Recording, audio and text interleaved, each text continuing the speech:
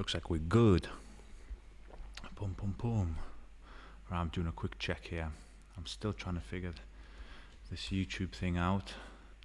For some reason, I cannot get a thumbnail that is showing up under my YouTube channel itself. So I'm just YouTubing YumCars and seeing what comes up. So if I go into my channel right now, it should say live now, podcast, great. If you press videos, two watching, there we go, I'm live. Very interesting. So the fourth thumbnail along shows live with a live sticker. Yes, so that is exactly what I wanted to see. Make sure I'm still in HD 1080p. Fantastic. So good evening, everybody. Hope the sound is good. I've got my coffee on.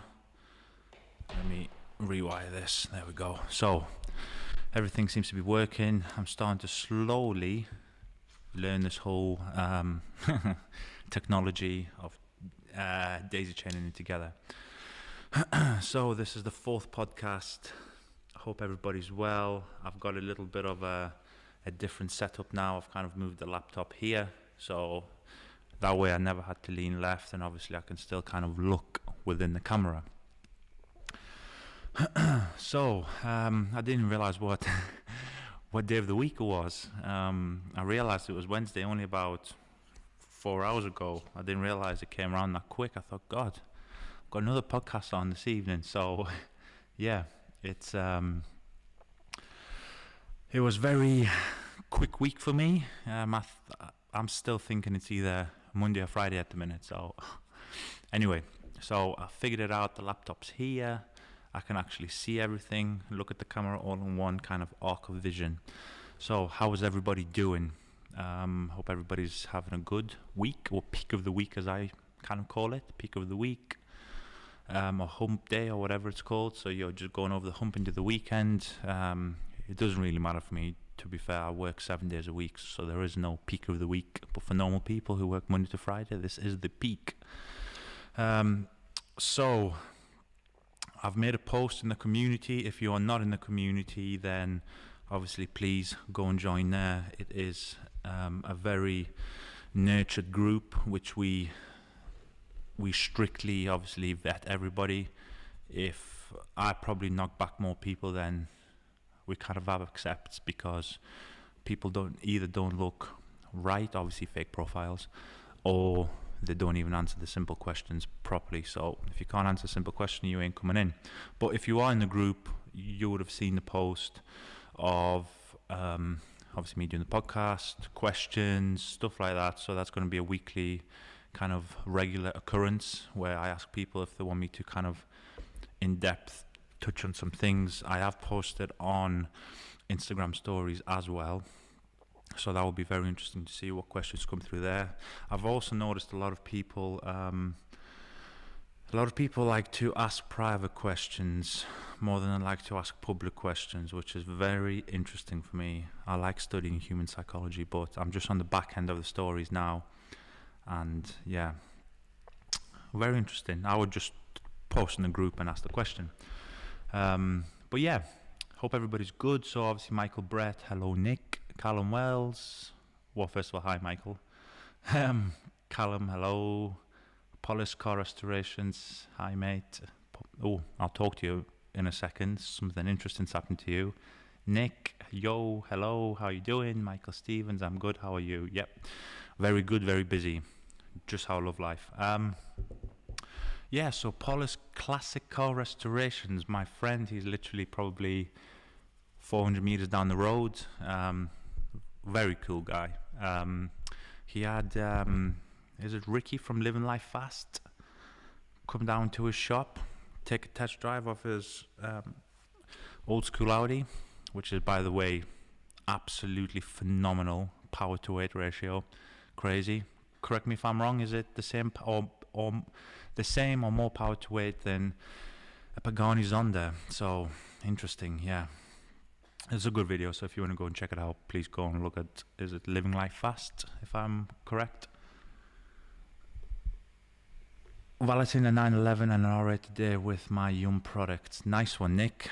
Happy you're enjoying it. You've supported us for a while now, so I highly appreciate it, my friend. The 5 litres will hopefully help you. They are coming very soon.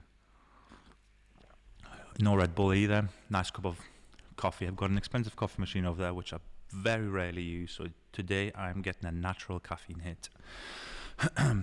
So, as I said, yeah, I've made a few posts. I've had a lot of questions about the post that I did in the community regards a certain steering wheel. A lot of people seem to want to know what the hell is happening. So yeah, the car research is well underway, and I was sat in a certain car where I took the picture of the steering wheel. Obviously, it revealed one of the brands that I was with or researching. So I will probably touch on that in a second.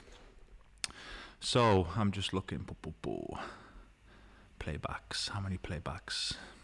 22 playbacks we've had so far. Cool. Very nice. Yes, the Polis Classic Car Restoration was a good video, made me laugh. Kelly said she will never ever get into your car, ever.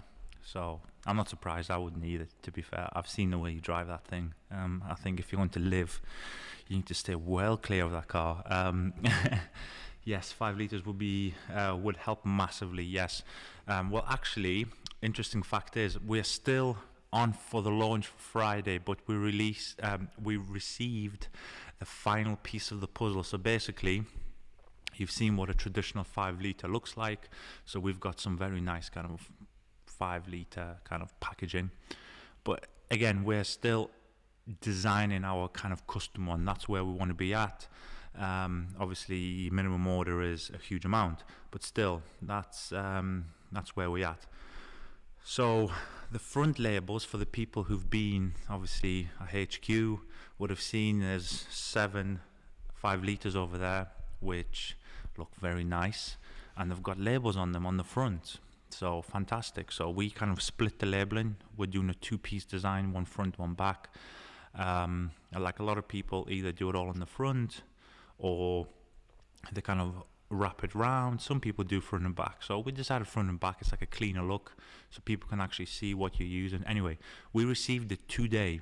Opened the box up to find the rear labels. The rear labels, everything is written correctly, everything like that. But the tinge of colour, so basically the labels are black, or the tint of colour is like green.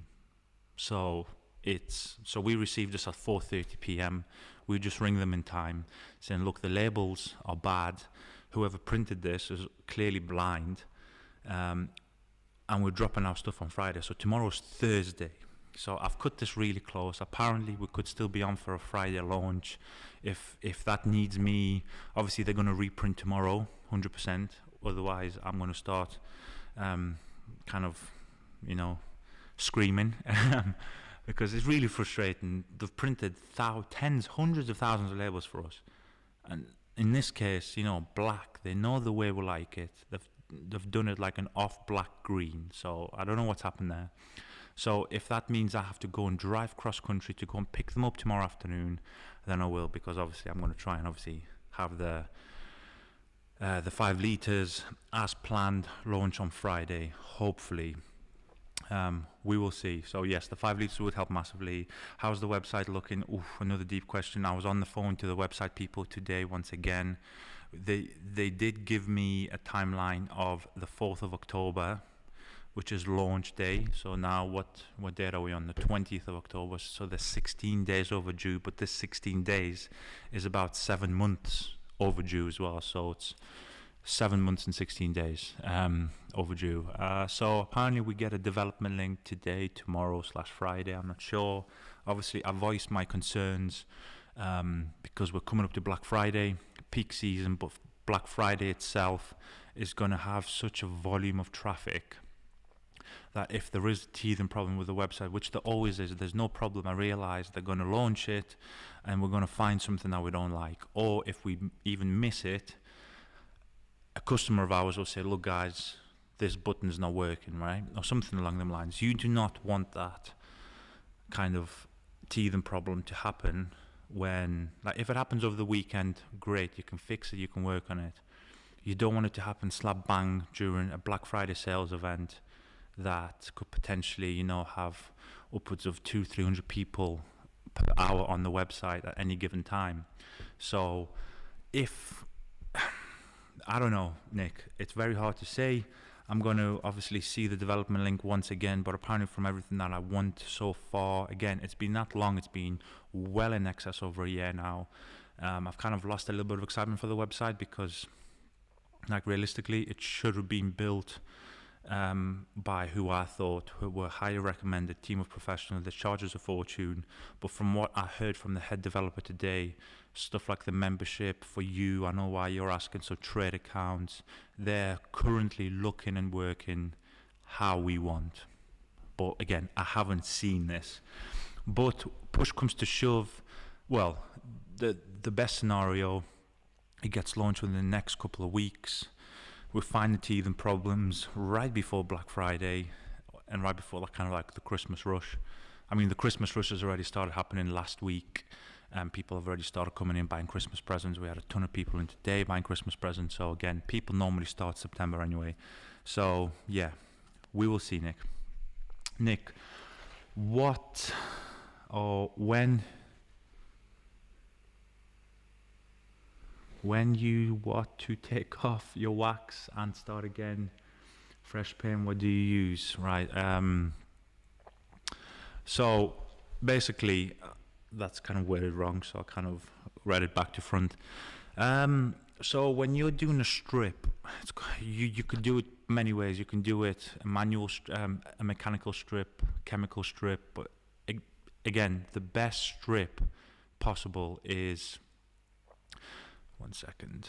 Yeah, the best possible strip has to be mechanical, because the true way of removing any sort of protection is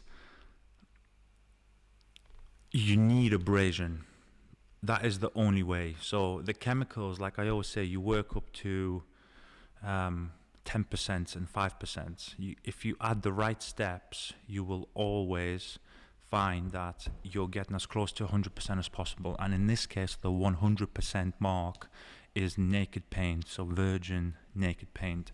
So if you're just wanting to do an in-between strip, so you want to kind of really heavily weaken the sealants, the waxes, stuff like that, you want to obviously use a harsher chemical or a medium level chemical, which is obviously safer on the paint for maintenance, but you want to over dilute it, so you want to use it a lot stronger. So citrus, for example, you can use it neat, you can use a 1-to-1, 2-to-1, anything like that. That will really diminish pretty much everything bar ceramic coatings. 1 second. Kelly's telling me there's a strange black line running across my tabletop like a moving shadow. Right, well, you tell me if I'm making a bad shadow on the screen. Obviously I can't see it. My screen looks good. 1 second. In fact, I know what that is. I'm going to adjust it. 1 second.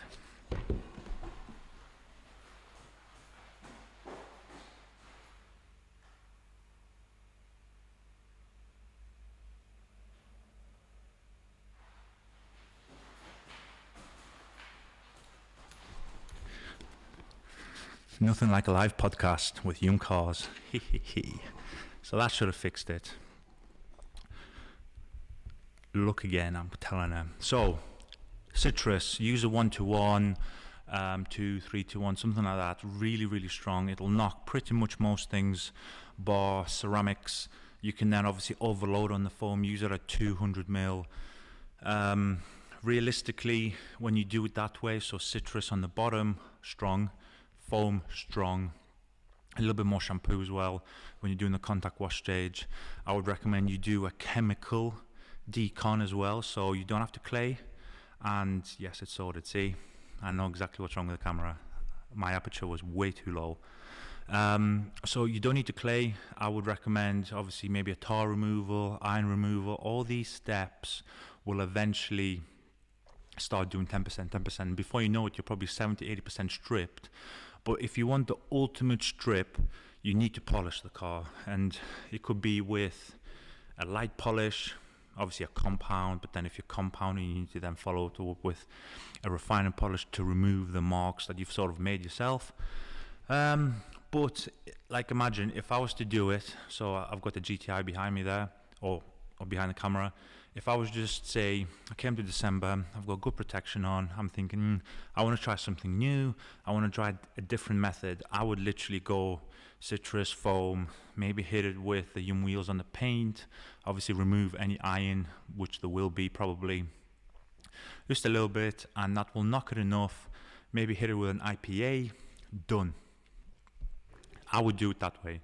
But the ultimate paint correction, that's what or paint enhancement, paint correction. Policy, I will come down and take her for a spin. It's safe, yeah. I'll tell you a story. About 3 years ago, I was in my Mustang A38 in, obviously, well, Nottinghamshire. Quite a long dual carriage that goes on for miles. So I'm driving, you know, if anybody knows me, I drive really slow, unless obviously like I have like a mad day or something, but I drive really slow, and out nowhere behind me I just see this car, and it's hovering across lanes. It looks like, I can't describe how that looks, but it was hovering, and it was just going bang bang like this. Obviously it's you in your Audi, and it just comes out of just nowhere. And the way that car picks up speed, well, in fact, obviously it's probably, I'd love to see it on a drag strip. It's probably taken any car in the world, pretty much. Yeah, so it's as safe as you say it is. I very much doubt it. A year of issues. You need to sack your developers. Callum, it is unbelievable. Every time we ring, the main people are off on holiday. I mean, that company seems to have more holidays than I don't know who.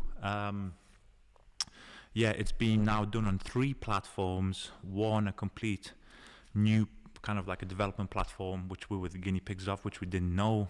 Obviously, huge issues arose, hence why obviously some time was lost. Then they moved on to some other platform I've never heard of, but it's fairly big. And then obviously now, again, WooCommerce. But then again, WooCommerce is so big, and it's a developer's dream apparently, I'm not too sure.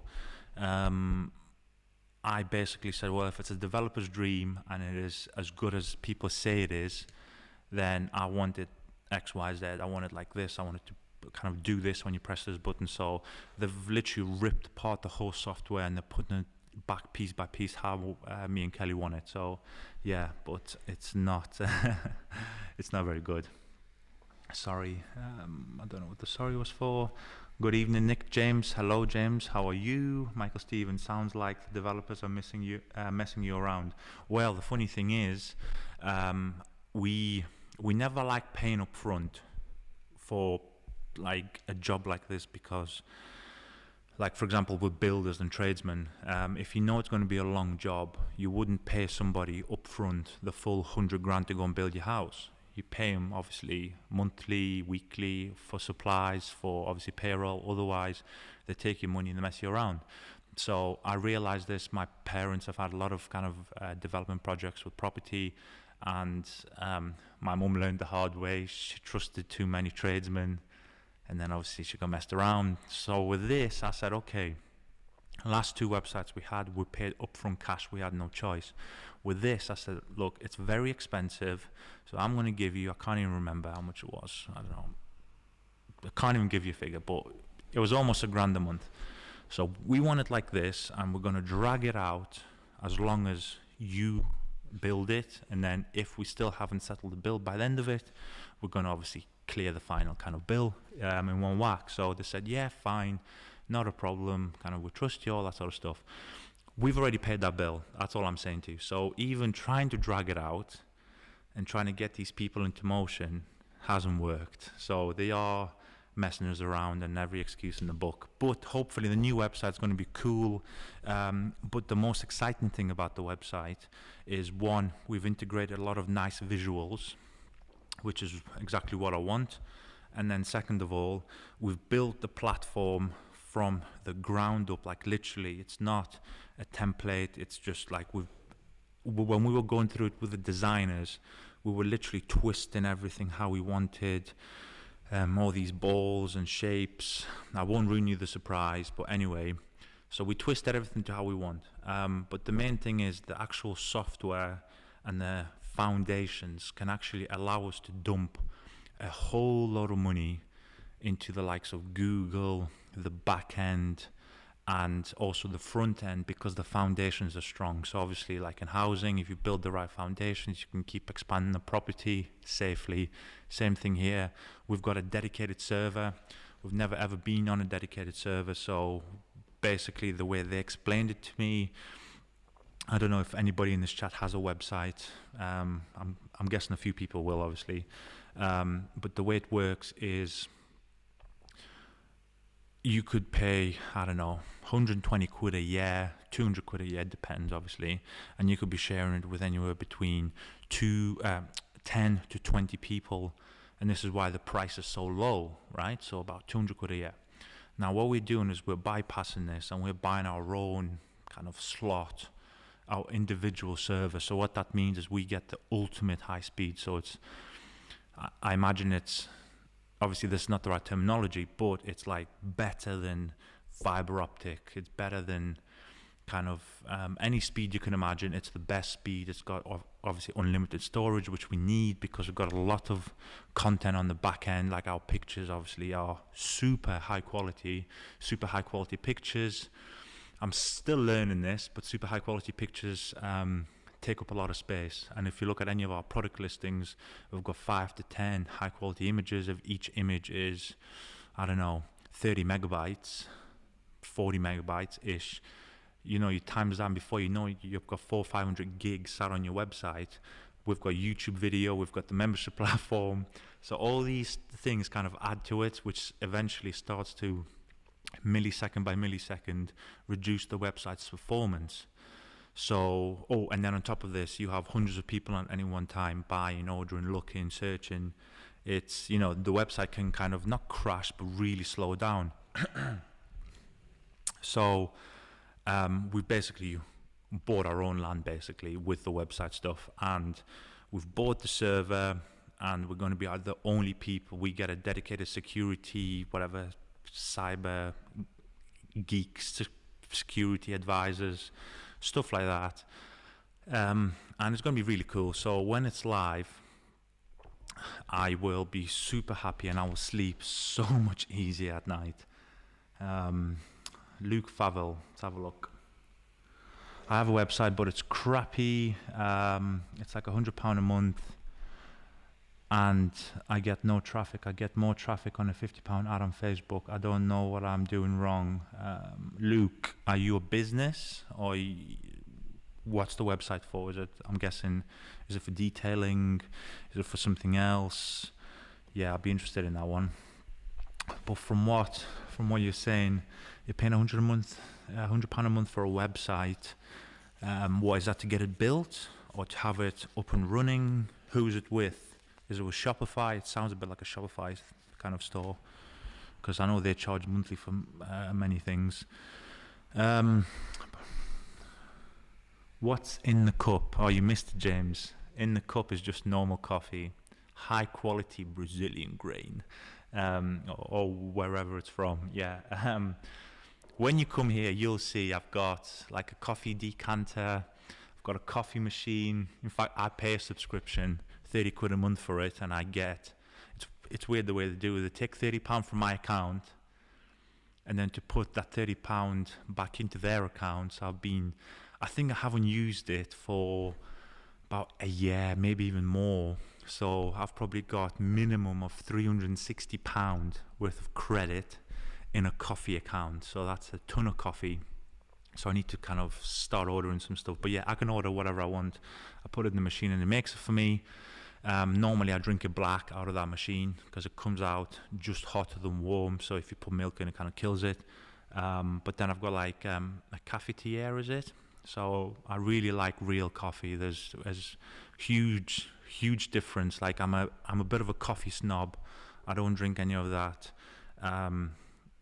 pre-frozen, dried kind of beans, all that sort of stuff that you find in the shops. Even like the Kenko, it's nice, but it's not that nice. So I like real coffee, but the problem is a cafetiere is about a litre and a half. I can do one of them in 10 minutes, and I probably have 3 or 4 of them a day. So what's that, 4 litres of coffee? Yeah, that's why I'm a very highly strung individual. And I don't sleep very well. But yeah, in here it's just normal white coffee. I'm going to try and drink it while it's warm. You'll be bouncing off the walls. Hey, I've been bouncing off the walls since about 2000. So yeah, there's no rest there for me, James. I'm a small used car shop based in Lincoln. Monthly payments for upkeep of the actual site, I believe it's Squarespace. One of my mates designed it. I'm useless at that stuff. Yeah, I'm also useless, but I would recommend to go and find a good developer, preferably not ours. But you get no traffic. Well, to be fair, it's really hard because, I mean, I still class myself as a new business, and it's very hard to say because imagine if I was to tell you there was a website out there called YumCars.com, for example. I'm just using a random name, right? YumCars.com, and it sells pencils. Unless I tell you this, you don't know. So maybe your website's in this position. I'm just like literally being very stereotypical here and trying to kind of group you into a group. And if you've got no social media, people don't know your website, you've got no ads running, you've got no video content creation, or any of those things, preferably all of them would be nice, but you need to have at least one thing for brand awareness. Because if people don't know YumCars.com, you sell pencils, how are you ever going to sell a pencil?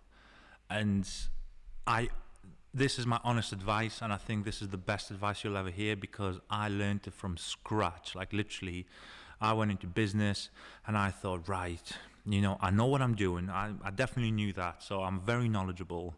Nobody can ever contest that.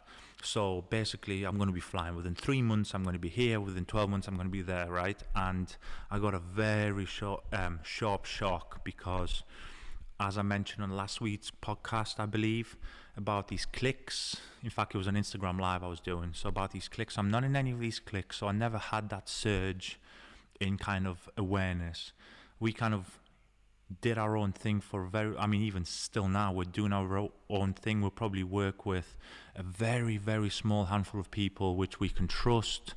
We've built the relationship, but avoiding that, we then started obviously growing an Instagram then linked to your website. Boom, awareness, and when you've got 500 people on the Instagram, that's potentially 500 people you can target, and kind of obviously links, pictures, YouTube, again, videos.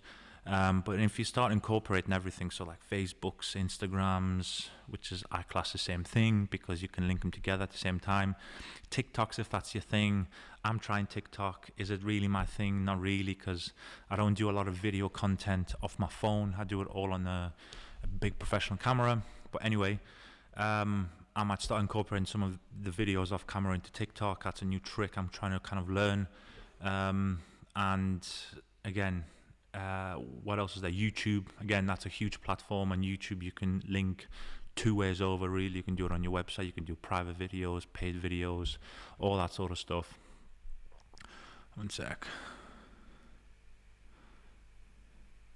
Yeah, so Kelly's just, in fact, Luke.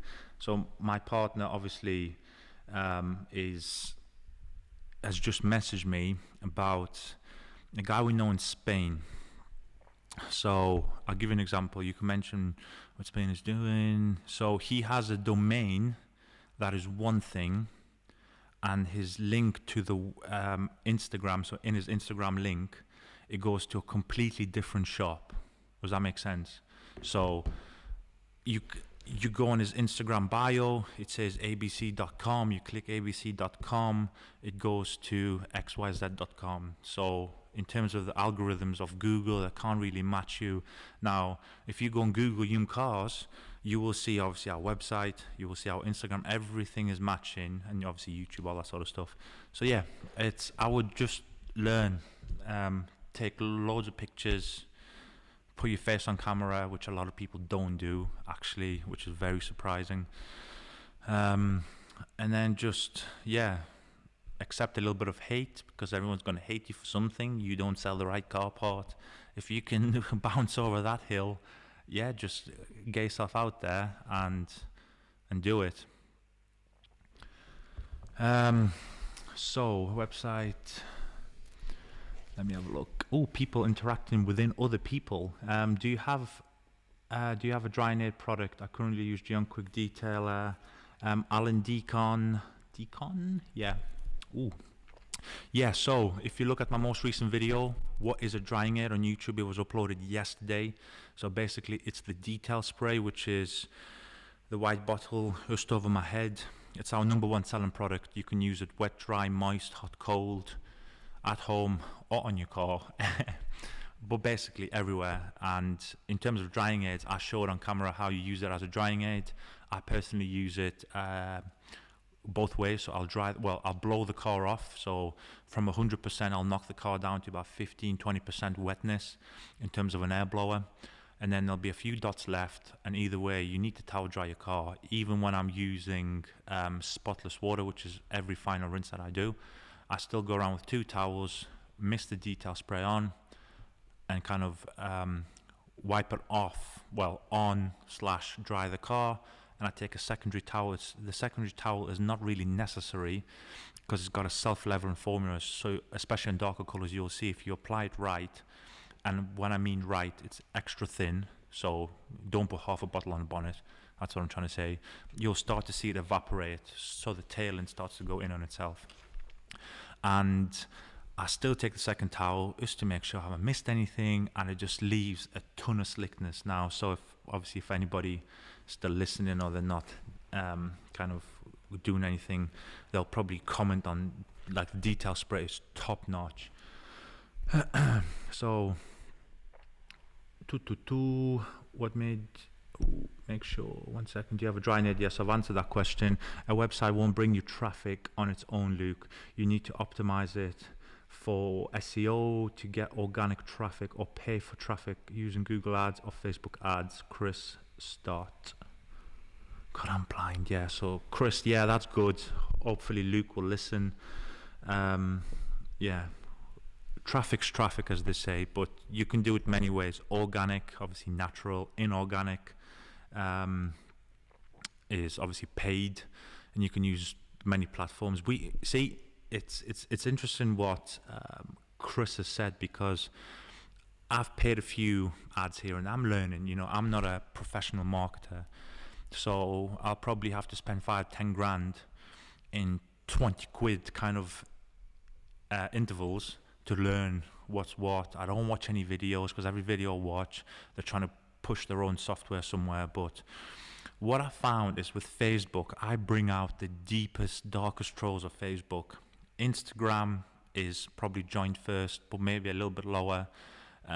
Whereas Google, it's a long-term thing. Google, you probably have to do it 3-6 months, and then you'll kind of see that growth. But Facebook, I can post up a Bugatti Veyron, the shiniest car in the world, and somebody says something stupid. So for something Facebook is doing that is just attracting the wrong people to us. So make sure you set up analytics and review all the data. See, I struggle with data. That's my problem with Google. There's that much data that sometimes I do not understand which paragraph means what made you start. Yum, love the branding. So Yum started with, believe it or not, very simple. It started with a number plate. I did it as a kind of like a gaff a long time ago. RS3 Yum, good number plate. And what happened then, basically, it's a long story, but I'll kind of cut out the fluff, is a lot of people basically started to recognize me, then the car more than me, in the car care scene. So, I mean, this was, when was the RS3? I don't know, a while back now, but 5, 6 years, 7 years, I can't remember.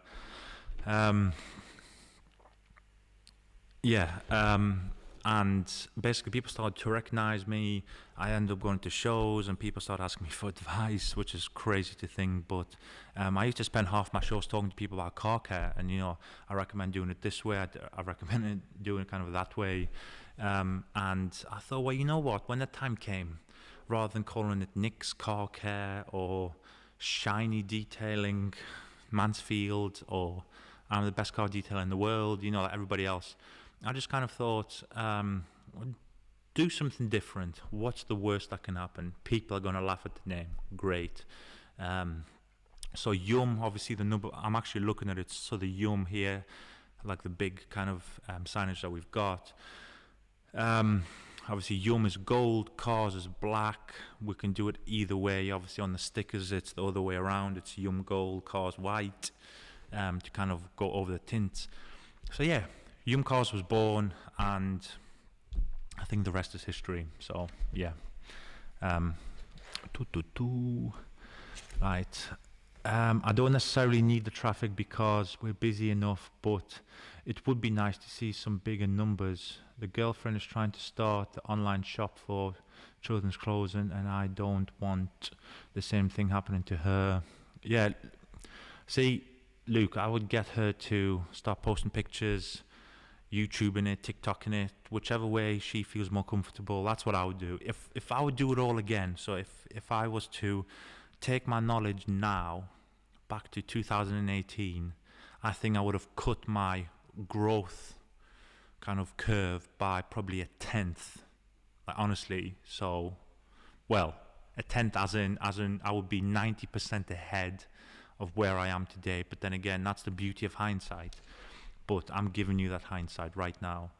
But I think anyway, it's worked for us, and I think it'll work for her. It's basically content. Whichever way you want to categorize it, what you need to do is make a ton of content, whichever way you interpret that. Everything you put on Instagram, put on your Google, my business page too. It's each content syndication, and use that to collect reviews. Easy. Yeah, very easy. Thanks, I'll check that out. Yeah, Alan Deacon, however you pronounce that. Check it out.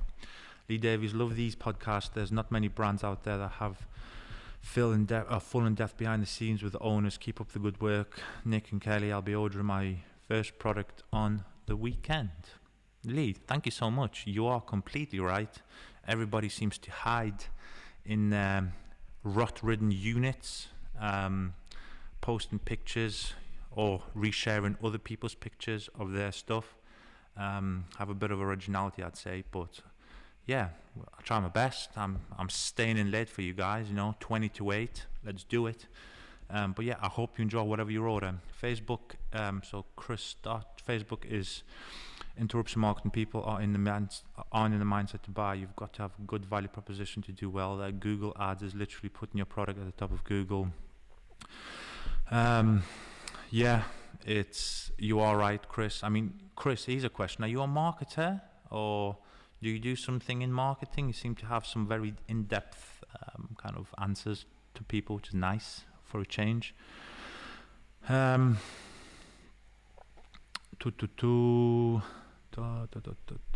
just catching up. Yeah, I mean, value proposition on Facebook. Everybody wants a £25 product for 50p. Wouldn't we all?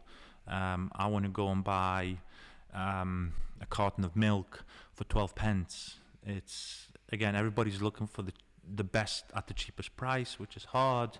Google Ads, again, yeah, if you search car parts near me, there's probably the first 7 listings are ads.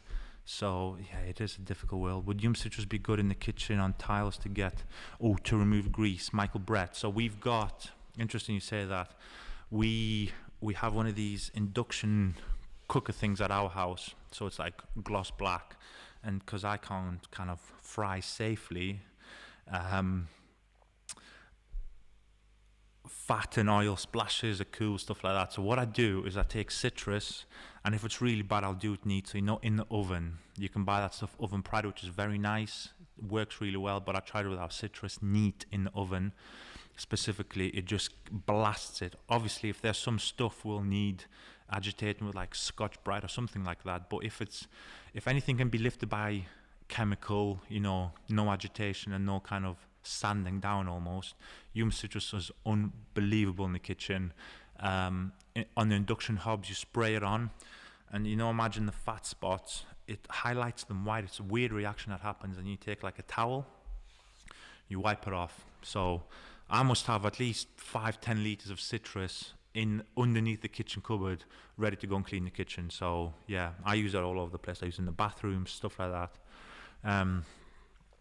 Best thing to do for Facebook is to use lookalike audiences from a pixel on your site. So when you do Black Friday, you can target everyone who's been on your site before, as they're likely to convert. Yes, lookalike audiences are great.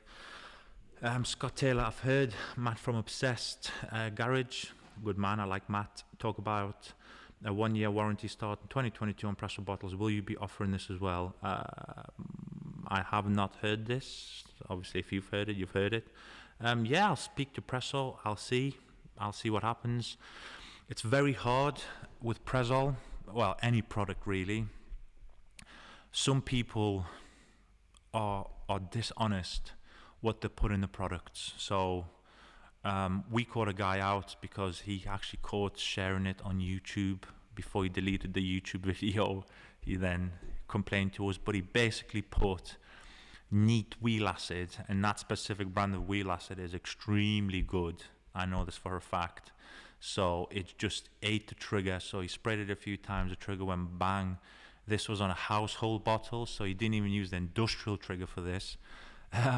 So how can you offer a 1-year warranty for somebody who clearly lied to us saying he used glass clean or whatever it was? I can't remember. So it's very hard to do this. Luckily, this guy got caught out with using neat acid. I'm surprised it didn't melt the bottle. So it just shows you how strong the bottles are. But the trigger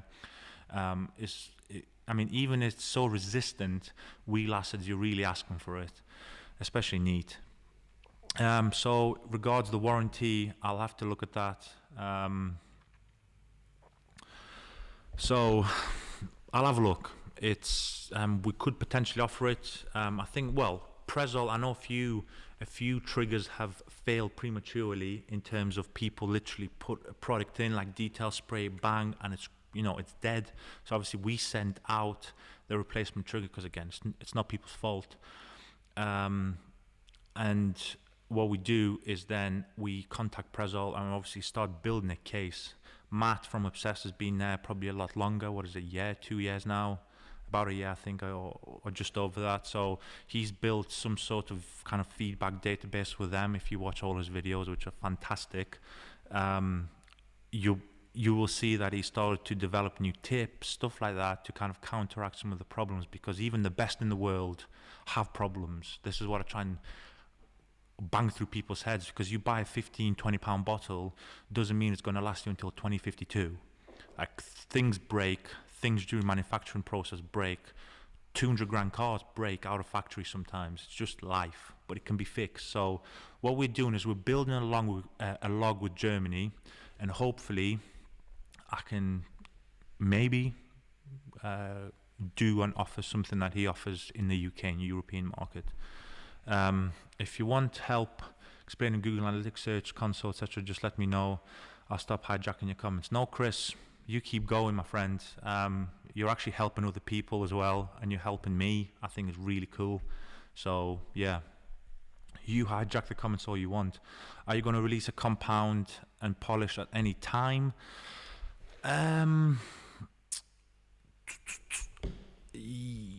In time, very, very hard to kind of say when exactly, but I've always said this, and this is the most honest answer, is if you want to compete with the best, you've got to beat the best, and there are some top-notch compounds and polishers. I mean, world class.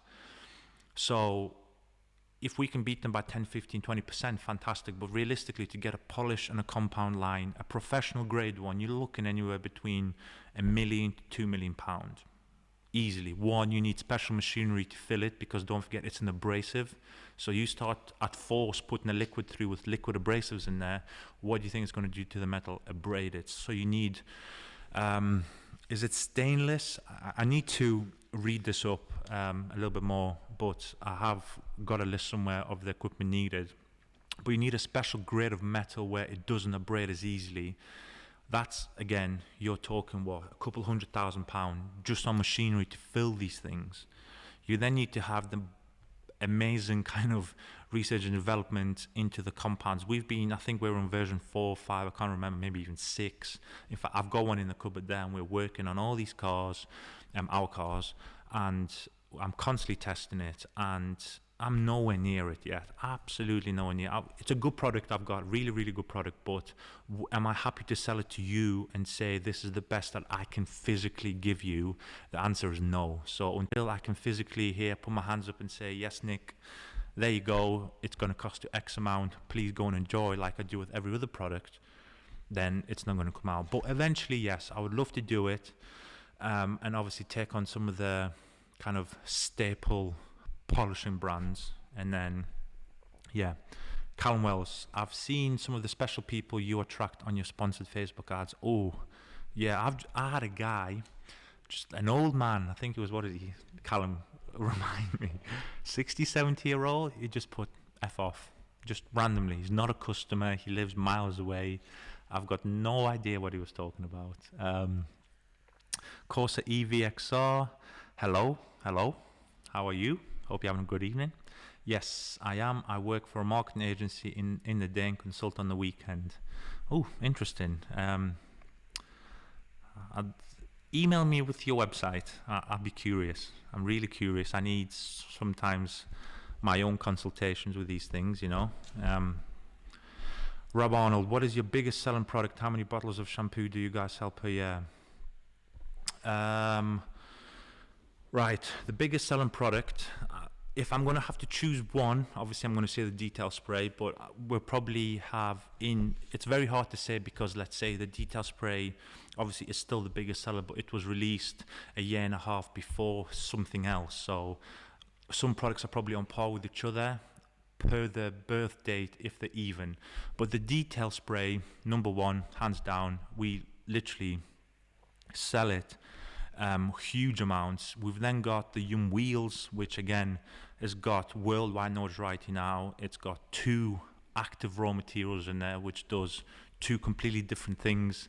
So basically it's 2 products in one. Yum Ceramic, again, people use it, windows, glass, paint, wheels, storage, everything. It's a very, very popular product now. Obviously those were some of the earlier kind of releases, but we've got stuff like the Yum Interior, absolutely flying, which is unbelievable. Obviously Citrus, Undress is shocking a lot of people just on its strength and exactly how well it does. The reason why I haven't mentioned glass cleaner, the lemon deodorizer, stuff like that, is you use it sparingly. So how many sprays per panel are you using with glass cleaner? Not many. How many sprays are you doing of your lemon deodorizer? Not many. So if you start putting half a bottle into your footwells, I will hit you, because that's not how you're supposed to use it. Even though we are a business, please use the products how they're supposed to. So that's how we kind of factored it. Dress is what, probably 4, maybe 8 weeks old, but the way that's flying, the analytic over the 12 month will be highly impressive. So per year, let's have a look. How many bottles of shampoo do you guys sell per year? It's a difficult one, very, very difficult to kind of say, because some seasons are peak seasons, and obviously some seasons aren't kind of peak at all. But I'd say we do anywhere between 1,000 a month, give or take. Yeah, so about 1,000 bottles a month. Again, June, July, August kind of tends to be our dip, but I think that's a worldwide dip, and that's because everybody's away. This year is quite weird because we all got released in the summer. But yeah, I would say about 1,000 bottles a month of the wash. It'll be very interesting to see how the analytic changes come the weekend, because the 5 litres are dropping, and obviously anybody who loves our wash, which again is a very highly slick shampoo, we want to see how many 5 litres we move, because obviously the 7 products that we are doing in the 5Ls, which I won't ruin you the surprise, but the 7 out of the 12 products. In fact, I'm looking at my screen. Can you see? So some of the products that we won't be doing, I'm looking now, is ceramic, definitely not. Wax, definitely not, because you've got more of a chance of a product going moldy than you have kind of being used in the time frame that it's supposed to use. So hopefully that's answered your question. One sec, I've skipped the thing. Hijacking. I've lost the comments. Yeah, how many bottles of shampoo do you guys sell? Oh, per year. So if we do 1,000 a month, so I'm going to conservatively downgrade to about 10,000, 10,000 bottles a year. 1,000 a month, obviously it's 12,000. I'm using kind of the law of averages if we have a little bit of a dip during kind of the summer break. Yeah, so I would say 10,000 bottles, which is a lot of recycling that we have to do. So, yeah. Remember me when we came to your place the other week in that loud Lupo? You should remember. Hayden Hardwick. Hello, Hayden. I didn't realize you were watching. How are you? Yes, loud car. I didn't realize it was a Lupo, so we've got a local Lupo customer. Nick, when he does it, it'll be the best polish on the planet. Hopefully, Luke, I appreciate the kind words. I've just got high standards. I cannot stand for basically people bringing out, so say a brand new brand coming out with 17 products, and then coming out with a heavy polish, light polish, all-in-one polish. Some brands just call a polish when it's basically an all-in-one, so it's got a little bit of cut, a little bit of protection, a little bit of filler. That's not a polish. That's more of a glaze, more than anything. But the brands that actually bring out heavy cuts and medium cuts, and they've been in business a week, I know you cannot do it because you're literally rebranding a formula somewhere along the line. And you're basically putting your own color in and saying, "Ta-da, this is my new polish." So I don't really agree with that. I think if you're going to come to the market and you want to make some waves, and by making waves, you're a business, you want to make money. That is obviously my definition of making waves, and you're starting to build, in my opinion, a legacy, because that's what I want. I want people to look back in 20 years' time and say, look, this guy was right. He was wrong in some cases, which he filmed, which I film everything, but then he corrected it, so like I'm about to talk about something that I'm going to make a ton of mistakes on, publicly on camera, which is unbelievable. And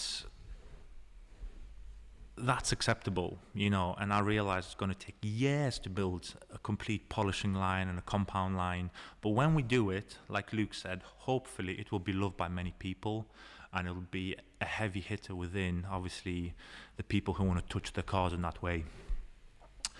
I'm sold.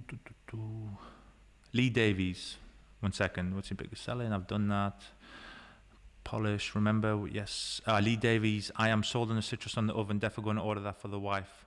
Will be well happy. Well, there you go. But if you order 2 bottles, you tell your wife they're both for cleaning kitchen. 1 bottle goes missing on the way to the kitchen, i.e. in your garage. So your wife's got a bottle, you've got a bottle. Happy days. In fact, I've cracked the formula, guys, live on YouTube, how to get every wife in the country to let you buy cleaning products. That's it. I've done it. I am going to be the next Jeff Bezos of car care. Christopher Allen, hi mate, ordered a wheel brush, can't wait to use it. Christopher, thank you so much for the support. You are Amazing. Also waiting, again, Christopher, also waiting on the Big Boy Blower Pro Plus. You heard about it? If so, oh, P.S. Thanks for the free sweet bar. And the air freshener, well, you're welcome on the little snack and the air freshener. Every order receives it. And also, yes, the Big Boy Blower Pro, yeah. So I've heard of that. I don't like corded machines personally. I've learned that the hard way. I bought what I believe to be the best at the time. I think it's still the best. So the Master Blaster, so the big scuba tank looking thing, 8 horsepower. That thing's got more horsepower than some cars.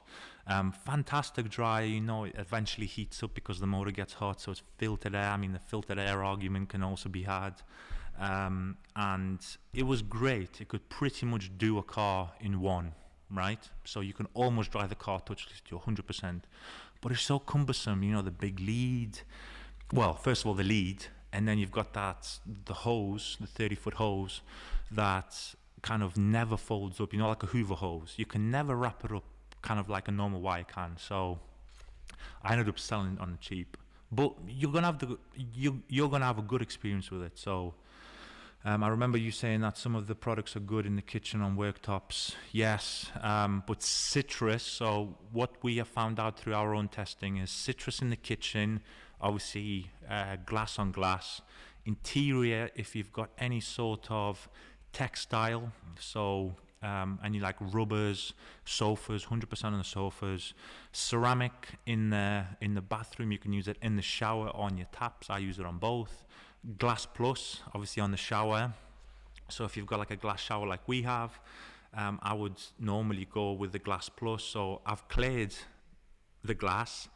I haven't even polished it, but that's the next thing to do. That'd be awesome. But yeah, I've cleared the glass plus, and then every so often when we clean it, I normally use glass cleaner on my weekly cleans of the house. But then every so often I'll clean it and I'll put ceramic over the top just to kind of keep the glass plus working. Alan Deacon, I've ordered your quick detailer. Give it a go. Better not be cheeky now as you've got my address. Oh, cool. Well, look, I hope you enjoy the detail spray. It's, I always say, it's the #1 seller for a reason. We sell so much of it. It just constantly keeps turning and turning and turning. Because people buy it, they realize that it could be used in many different ways. It could be used as obviously a clay lube, hence why we're not doing a dedicated clay lube, because that product is so slick. Why reintroduce something that is probably not as good as something else? And it's going to give you such a good gloss. Use it on windows, use it on obviously your paint, your wheels. So watch the video on what is a drying aid, which is on YouTube right now. It's the most recent video. And then the video that's going to come out on Friday touches on that subject as well. So it's a completely different product that I'm talking about, but I use a little bit of it in the video. So it's honestly very nice.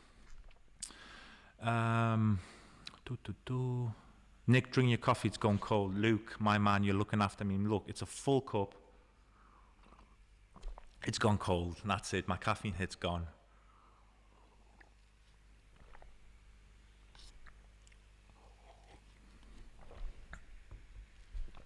Drinking cold coffee is horrible. Right, so let me catch up again. So YumWheel, citrus, clean. Which product would you recommend? Would you recommend diluting any of your products like YumWheels, citrus for cleaning cars? So Lee, obviously citrus, yes. You can use it neat, 100%. It's a fantastic product to use it neat, and I still use it neat if I've driven thousands of miles in the rain, in the snow, and you want that fantastic, I mean, almost like a strip wash effect. Go and use it. But think about it this way. People obviously comment, oh, if you're made of money, you have to buy Yum Citrus.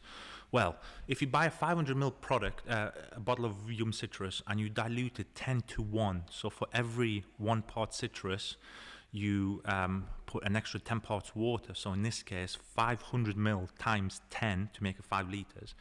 That's 5 liters of product, pre-diluted, 10:1, good to go. So if you've got a pump sprayer, which is a 5-liter canister, you put the whole bottle in there, fill it the rest with water. You've got yourself 5 liters of very strong 10:1 pre-wash for a tenner. So when we release the citrus in the 5L, it's going to be unbelievable kind of value. Well, as best value as we can get it, because I always say quality costs. Some of the products I look at online, our cost price is more than what people are retailing for. So obviously I'm already at a disadvantage. I can't make a very strong product and sell it for £2.50 because obviously I'll be out of business very quickly. Yum Wheels, no. We've made it an RTU formula, so ready to use, that's what it stands for.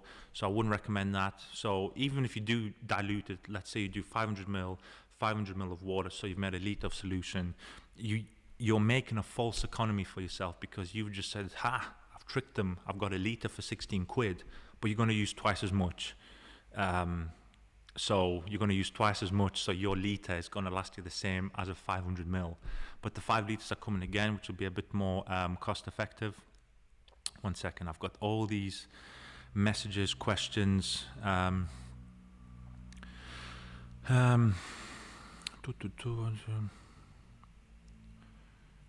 Right. So, yeah, it's a very kind of bad decision to kind of dilute some products which aren't meant to be diluted. Interior can be diluted if you're going super high-end leather. So if you've got naked leather, as I call it, so real, so if you're talking like Bentley, Rolls Royce, stuff like that, they use a different hide altogether to normal cars, whereas normal, even high-end cars, so like the M cars, RS, Audis, all that sort of stuff, lovely leather, but it's still a textile or it's coated. So I wouldn't dilute that, because again, you're using twice the product for half the strength. So what's the point? But I'm just looking what else. Obviously foam you dilute. Shampoo, obviously you dilute, you don't use a whole bottle per wash. And that's pretty much it. I'm just looking at on the back picture. In fact, you can dilute dress. So anywhere, if you're using it on tires, you can actually, I recommend it neat, please. But if you're going for engine bay dressings, you can go 5-to-1. You can do interiors. I hate kind of using that stuff on the interiors or any dressing at all. I like that matte look, which Yum Interior achieves on its own. But if you are that way inclined, you can go 20-30-to-1 on the interior, which is then at that point makes a lot of kind of solution. Let me have a look. Ordered your quick detailer, give it a go. I've done that. Yum polish sounds good. YumCars. Yum sounds like I'm either working in Greg's or I'm a pizza shop. So please, I'm joking. What would you recommend? So I've done that. Craig Waite. Good evening, Nick. I hope you enjoyed your birthday. Just finished work and start watching. I hope I have missed a lot. You haven't missed that much. We've been having a good laugh. But thank you for joining. Yeah, Luke, my coffee's cold now. The Savage Garage. Everyone in here, press the like button to get the live shared about more. So I highly appreciate that, James. You know your algorithm stuff, don't you? So yeah, if everybody could please press the like button. Have you noticed? I never say that on YouTube. Like a lot of people say, "Oh, press the like button, subscribe." I think people, or the people I target anyway, hopefully kind of understand to maybe like the video if you've liked it and share my videos, because they may be educational sometimes. But James, yes, please, everybody, give it a like. In fact, I don't know. Today it seems like we've had more viewers than usual, so something's clearly working. But yeah, we've got quite a lot of people, concurrent viewers, which is nice. And obviously we've had almost 300 playbacks, so well that's what I'm seeing anyway. So almost 300 playbacks, which is very nice. Midlands Car Care, hello, hi. I wanted to order a new gun, foam lance and a quick release nozzle, no lance, for my K10. I just ordered a 20-meter cable. Could you run through what I need? In fact, we spoke on Instagram, didn't we? So obviously you've got a Kranzel K10. So Google security alert. So I want to order a new gun. So again, I would recommend, if you want the best, and I always say this, if you want the best, go for the ultimate SGS 28 variant in the quick release option. Foam lance, so again, we only sell the one. So MTM PF22.2, the best in the world, hands down. and a quick release nozzle, no lance. So again, the nozzle assembly, if you're doing it for car care only, I would recommend the nozzle assembly. It's safer, so it's a 3-piece construction. Obviously we torque it in-house and stuff like that, so it comes in 3 pieces. We build it up in here, make sure there's no leaks. And in terms of, I've just ordered a 20-meter cable. Could you run me through what I need, please? I don't know what hose you bought. Please elaborate on the hose. If it's the same as a Kranzel hose, you will need, so for example, if you just had your stock Kranzel hose, you need your 3/8 MTM coupler, which is on our website also. But yeah, just let me know if I've missed anything. The Savage Garage, let's get it to 30 likes. Ooh, we're on 18, James. Past halfway point. Awesome. It's mint. 18 people have liked this. We've got, as I said, almost close to 300 playbacks. Chat rate is 2 per, whatever that means. And we've got 26 concurrent viewers. Amazing. Maybe in a year's time we'll have 260, 2600, you know, that's how these things grow. Yeah, Loud Lupo, we bought someone dressed in ceramic. I think we was talking for quite a bit. Yes, we were, Hayden, I remember. Luke Faville, petition to get Kelly on stream. She's in the background too much. Yes, thank you, Luke. Well, believe it or not, she is currently next door, so she's not at home. Look at all these people signing these things. Bloody hell already. Here we go. So she's actually next door, and we, like, obviously we work super hard, and she's now unpacking a ton of boxes. I think she's listening to it because she'll probably have it on her Mac on loud while she's kind of pottering around doing her stuff. But we're almost getting ready for the move now, which is the 1st of the month, hopefully. And so she's starting to put up more shelves. Like, she's like a man. She can handle a hammer, she can handle a screwdriver, sometimes better than me. I hate to admit it, but you know, she's a handy woman. She rebuilt one of her first houses herself pretty much. So yeah, she's quite handy. But yes, she will hopefully where is it? Hopefully she will be on this podcast quite soon. So yeah. You don't need to hope we will like it, just need to wait until it has the paint and listen to the orgasm moans throughout the country. I don't understand. The like button is pressed. Thank you so much. What is your thoughts on the car blowers with filters? Surely there's no difference to driving at 70 mile an hour plus.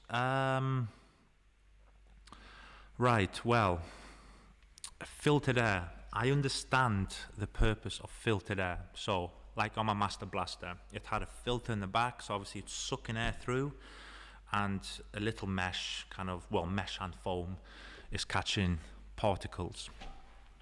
I understand the theory behind it. However, you know, you can use leaf blowers, and people say, well, you're going to drag stuff from the atmosphere through the blower and hit your car at 70 mile an hour, like you've said, you know, you're driving through things.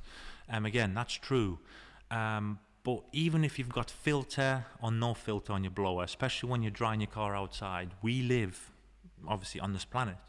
Things constantly drop on the car. You can't see it, but they're dropping. You can see it more in the summer. So on my old, if you remember the GTS, the black one, as soon as I dried it, literally even from pulling it from the door into the bays, like sometimes it's covered on certain days in like little flecks. So filters, I understand the point.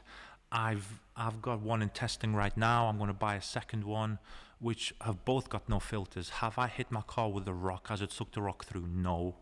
Has it pushed any contaminants onto the car when I'm drying the car and stuff like that? No. So you just need to use common sense. If you work in a place where they cut wood 30 centimeters away, right, or 30 meters away, and there's all these shavings flying, yes, of course, don't use a blower then, because it's going to start eventually sucking in the wood chips and blowing them on your car, right? So you just need to, again, use a little bit of common sense. For some reason, these comments keeps jumping, so I seem to have missed some stuff. So I hope that's answered the column.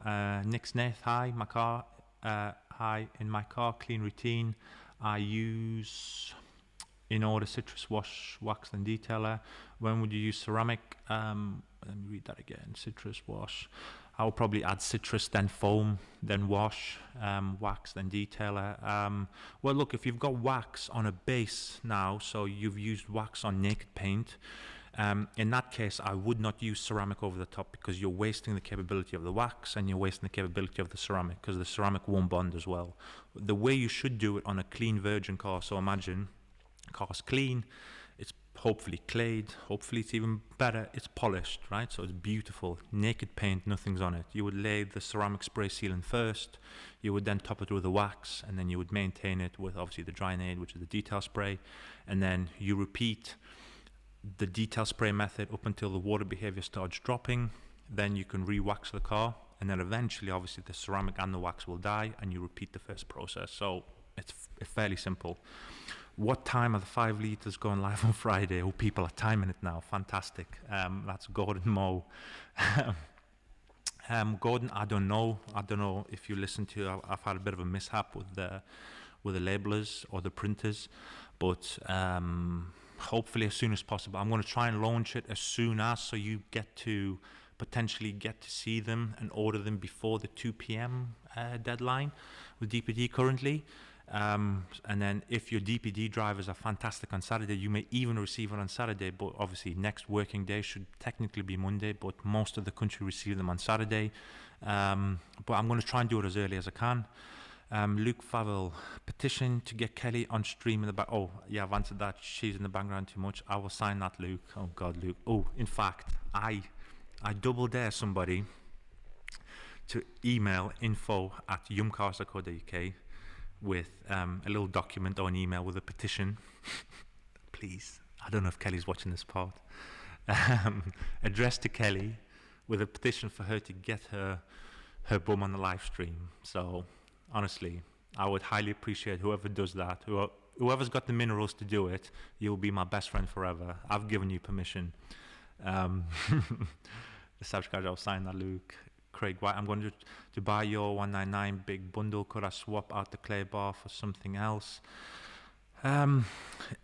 It's very hard, Craig, because they are costed in, obviously specifically a cost price to make the price at obviously retail. So if you say I want to swap out the clay bar for, I don't know, a wash pad, it's, it could throw out in terms of the accountancy part. So we obviously record all the sales through software, so to keep the average the accurate turnover monthly, yearly. If we start swapping out clay bars which cost X for say wash pads or wheel woolies, our turnover is going to be inaccurate, so it's quite hard to do that. Alan Deacon signed. Michael Stevens, I'll sign it too. Oh, go on, boys. James, she's obviously the brains behind the business. Think this Nick fella doesn't know anything. Oh, God. I hope she's definitely not listening to this because it'll start to blow her head up. But she is, honestly, guys, I'm telling you.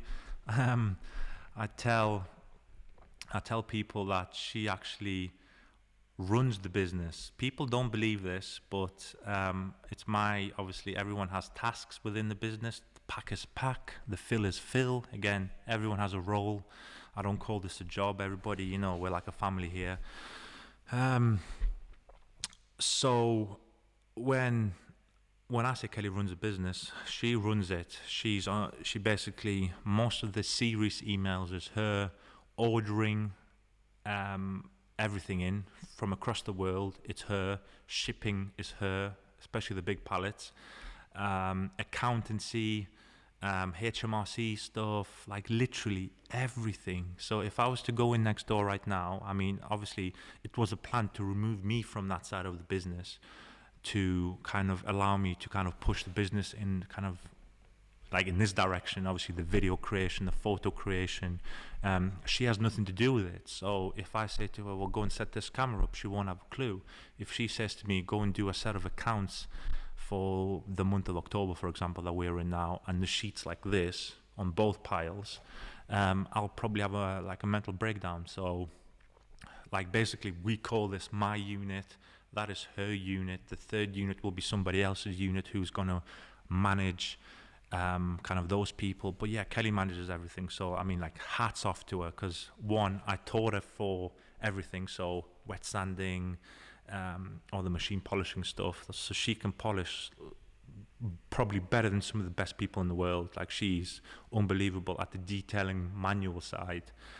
In terms of the product, she knows the products inside out, SDS sheets, all that sort of stuff. And in terms of the business side, again, she learned it just like me from the ground up. We made a ton of mistakes at the start, but now she runs the business. I can quite happily tomorrow morning say, Kelly, I'm going to London, business meet. No, I'm going to go and shoot some content with someone. And you can just leave her here. She'll manage the team. Everything gets done. I get back, and it's beautiful. So, yeah. I agree. Nick's just a puppet, sharing Kelly's wisdoms.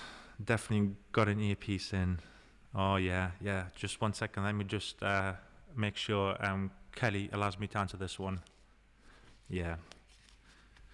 I won't repeat what she said, James. I'm only kidding. James, that's what the headphones are for. Yeah. Just a standard Cransel hose, Midlands Car Care, 20 meter. So it is the so if it's the standard Cransel hose, even better. So it is the quick release nozzle assembly with the MTM SGS28, MTM 3/8 coupler, and the MTM PF22 foam can. Do I need anything else, please? So coupler goes onto the hose. Then you've got your gun in quick release. Just make sure you the quick release. The quick release itself will go into the coupler. Now for the outlet of the gun where the water comes out, what you'll need obviously is the nozzle assembly. You've got the PF22, again, select 1/4 inch fitment, because it's not a Karcher or Nilfisk or anything like that, so 1/4 inch quick release. And that is it. If you don't need the lance, again, as you've said, you don't need the extension lance, great. And that's pretty much it, yeah. And the only choice you've got left is which model of SGS28 you've got, the standard or the ultimate. So if you're doing it as a business, a little bit of advice, and because you're going to be taking all the fittings off multiple times during multiple washes, I know what you do, obviously, quite high volume. You want the best coupler in the world. Obviously, the best coupler is an ultimate gun. But again, the SGS28 as standard is probably 97% there. So it's up to you. And by the way, thank you very much for the support. Nick, I've asked for a detailing bag for Xmas. How big are they, please? It's a shame I can't rotate the camera. They're just here. They are a very big bag. They hold a ton of product. They've got side pockets as well, so you can put your brushes in. They've got 4 pockets, or 2 pockets each side, to hold whatever towels. They've got a zip section in the front. It's a substantial bag, very big. So if you're not sure, check it out on website. It'll give you a dimension, it'll give you an idea of the dimensions. You've seen how big the bottles are. It can fit a ton of bottles in there. So yeah, they are quite big. Put a poll on Instagram now, and we will go and see. Put a poll on Insta now, and we'll all go and say we want to see her on the podcast. Yeah. Bags are around 55 centimeters wide, so she's listening. Quite large bags, 11 pockets. The exact dimensions are on the website, I believe. That's what she's just said. So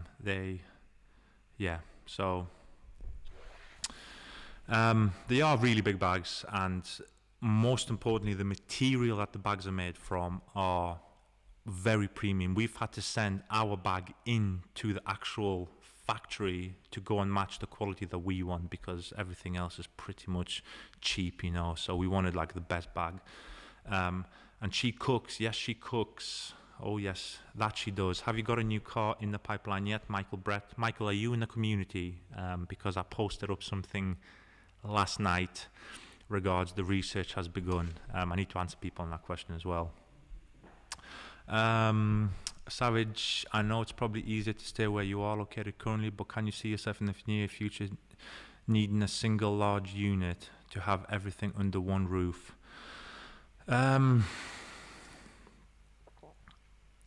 Well, it's probably easier to stay where you are. It's definitely not easier to stay where we are, because if I'm honest, it's starting to get to a point where, again, this will prove it in the videos when I eventually start to film next door.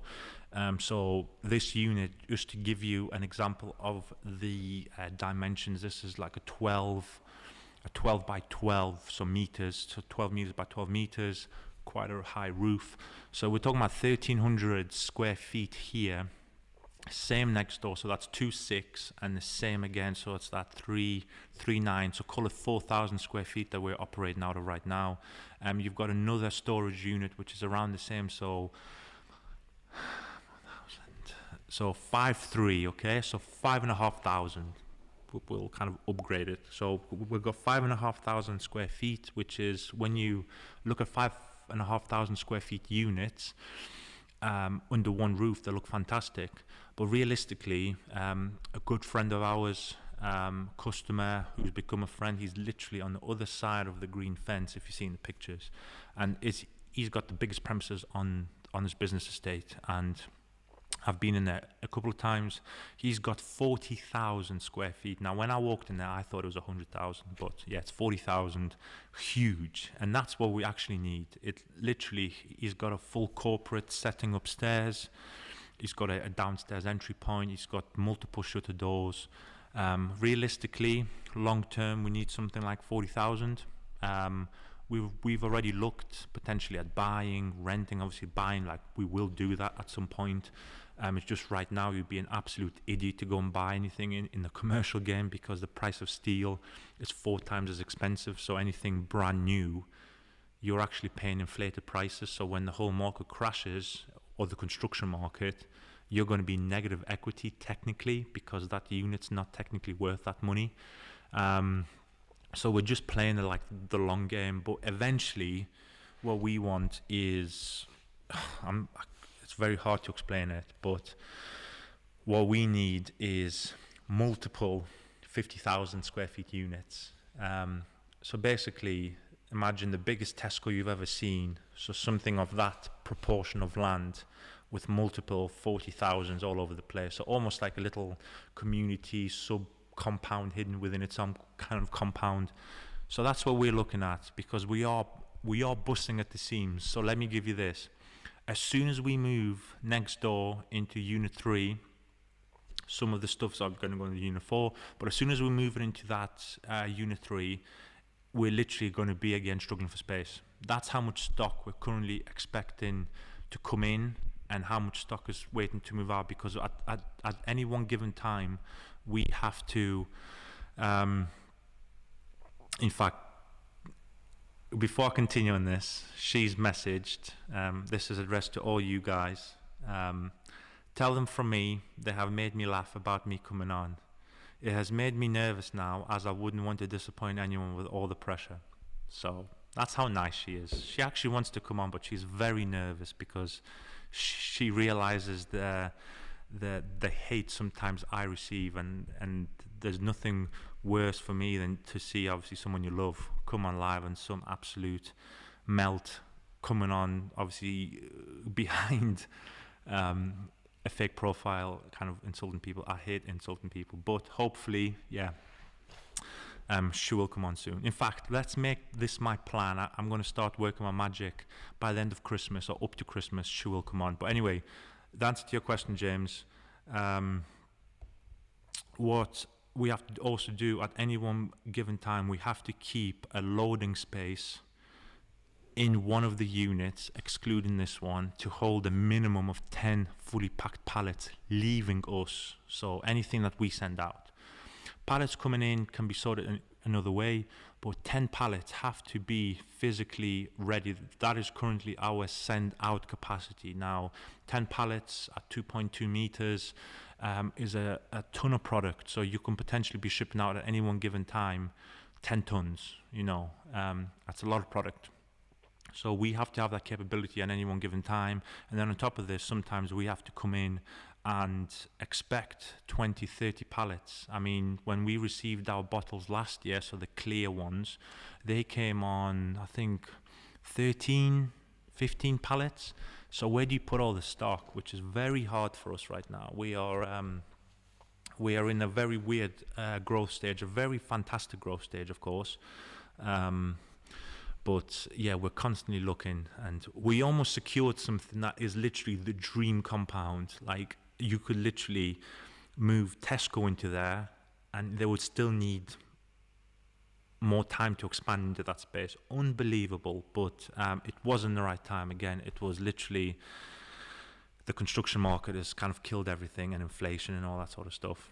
But hopefully under one roof, that's the dream. I want everything under one roof, not physically, but physically on one piece of land.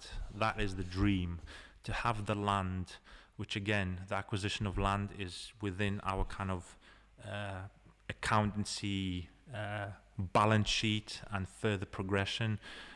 We are investing, like I always keep saying, for every pound we make, we put back £1.50, £2, right? So we're almost doubling our investment every time. So eventually we'll have to probably, for every pound we make, we're going to have to invest £5, which if you multiply that into the thousands, that's a lot of money. But again, we want to realize that investing in the company is the most important for us.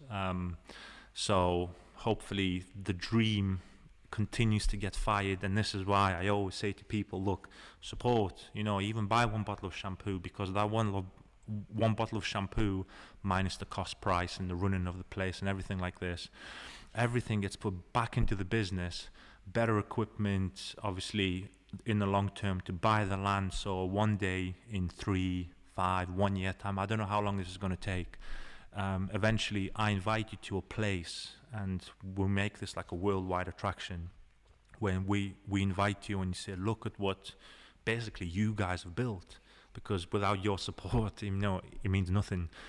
So yeah, like one day I would love to get people to come, and it's almost like a Disneyland. Like, you can see very many attractions, how it's made, how it's poured, how it's assembled, all in one piece. I have a restaurant there potentially, or like a cafe or whatever, and have somebody serving you food, real food, premium food. I'll show you what real food tastes like. It'll be really cool.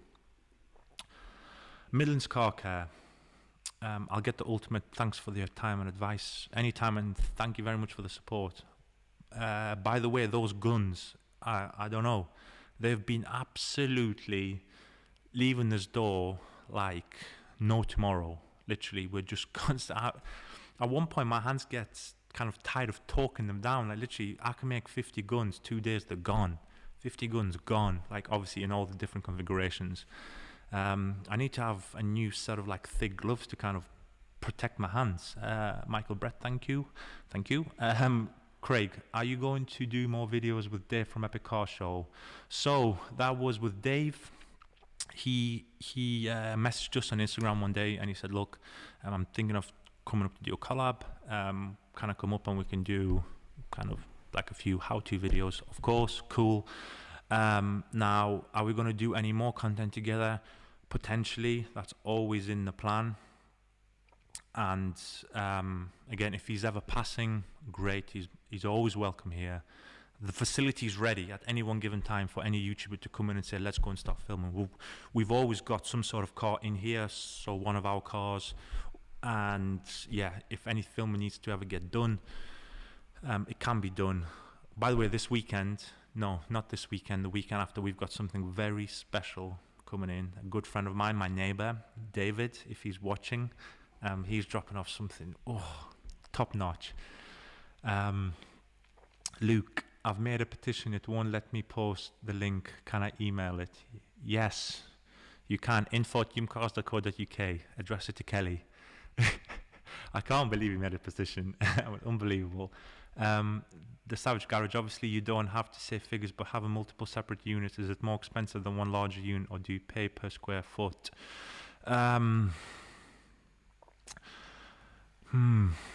Very hard, because again, I don't reside in one big unit, so I can't tell you that cost, but I've looked around many units and they've given me a per month price. But let me tell you this, the people who own this site are the biggest landlords for this size units in the country. They're absolutely huge. I think they've got somewhere between 600 to 800 sites everywhere. So I'm sure where you live, James, there'll be more than one of these here. Now we are getting, I know this for a fact, absolutely ripped. So I will give you the figures because this is that type of podcast and I'm not going to hide anything. So what are we looking at? Let me just reread that question. You don't have to say figures, but having multiple separate units is more expensive. So imagine this is 1,300 square feet. It's basically £10 per square foot. So we are paying £1,300. No, is it £10 per square foot? 1,300. Yes. So £1,300 a month. That's what we're paying. Now multiply that by 4. Obviously, you go and do the math on that. It's very expensive. Now, the average that I've heard. So I'll give you an example. My friend that I keep talking about on the other side of the fence here, who's got 40,000 square feet, he is paying something in the region of, I think, £1.90 a square foot or £2.90. It's one of those two figures. But even at £2.90, which is £3, ooh, I've got that email. Look at this. For Kelly. Kelly, this is a petition to get you on the stream for all of us in tonight's podcast. Absolute legend. Look, I've got that email. That is unbelievable, Luke. Wow. So yeah, he's paying about £3 per square foot. So just imagine the savings you can make, right? But the problem with big buildings is it takes more to heat, more to light, more to refurb. So when I look at a unit nowadays, I don't look. There's an absolute beauty of a unit on the main road on the way home for us. It's right next to the police station, actually. So the security is always there. In fact, it's the HQ of the Midlands police, so nobody's going to be breaking into that unit. It's on its own land, it's fenced, unreal, and it's on the main arterial junction in Mansfield. So you're thinking passing traffic is going to make this like seriously go bang. And when you look inside the unit, I just think, I think how much are they asking for a month? 6,000 a month. I think that's what rent they want, plus rates and all this, but I won't go into that. But £6,000 a month they want for the rent. But when you look inside the unit, it needs 50 grand, maybe even 100, to completely kind of level it, leave the structure up, and kind of restart. So when we did this unit up, so at 1,300 square feet, you don't want to know how much we spent in here. It's an absolute fortune. So if you multiply that even by 5 times to almost get to 6,000 feet, that's how I'm working. Like, our light fixtures are very expensive. These cabinets almost cost the value of a house, which is stupid, but again, they're very high quality. So when you do that on a bigger fixture, you need more cabinets, more lights, more flooring, more paint, everything. But I am looking at potentially, obviously, having everything under one roof. I think we need to have a stepping stone first. So it would be stupid of me to go and say, oh, James, we started in 1,300 square feet, and we're going to jump to 100,000 square feet. That's not how business works, unless you get like one of the dragons as an investor. Organic business growth obviously requires stepping stones. So this is why we went from 1 to 4. So now we're probably reaching 5,500 square feet capacity right now, which is great. However, I can't then go from 5,500 to 25,500. So there will probably be a handful of stepping stones. So we might go and get 7,500 next under one roof. Maybe then go to 15,000, jump to 30, 40, stay there for a while, and then obviously you're talking about land and all that sort of stuff. So man like Jake, hello. Michael, please buy somewhere near Heathrow. Well, you know how many requests we get for franchises, not just in the UK, all over the world. So that's an interesting kind of comment there. There is no pressure, Kelly. Yeah, you're going to end up working her up so much that she'll probably delete my YouTube channel. By the way, you know, the chat here is being crazy. I haven't even answered any of the questions on Instagram, Facebook, anything like that. Like, you guys just keep popping them off, which is unreal. Keep it going. No, Kelly, we're all nice here. There's nothing stopping you walking out. I'm sure Nick wouldn't stand for any of it either. Yeah, correct. Callum, any melt would get eaten alive in the comments if they tried. Any rubbish. Yeah, that's the problem, Callum. These people just live on a different planet. Have you got any Xmas goodies coming? oh, Craig, we've got some good stuff coming. Something should be arriving within a week or two, hopefully. If the packaging arrives for something else, then another goodie. So yeah, we've got some good ones. Daza UTO, have you managed to get Matt at Obsessed Garage to try any of your products yet? So me and Matt talk through email. So we've talked through email with Matt quite a lot. I'm not going to say I love the man, because that sounds very strange. But I respect him so much. The fact that if anybody doesn't know who he is, go on YouTube him. The reason I respect him so much is because for the first time in a very long time, and probably my life, that I've, especially in business anyway, that I've not met, but spoken to, watched people who are, who don't actually kind of retail in the traditional sense. So obviously chasing down to the bottom. He says it how it is. He's a good guy. In terms of taking some of our product on, trying it, he the last time I spoke to him, and I understand it from him, he basically said, look, he gets hundreds of parcels a week now.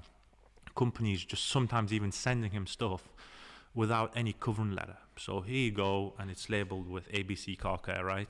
Boom.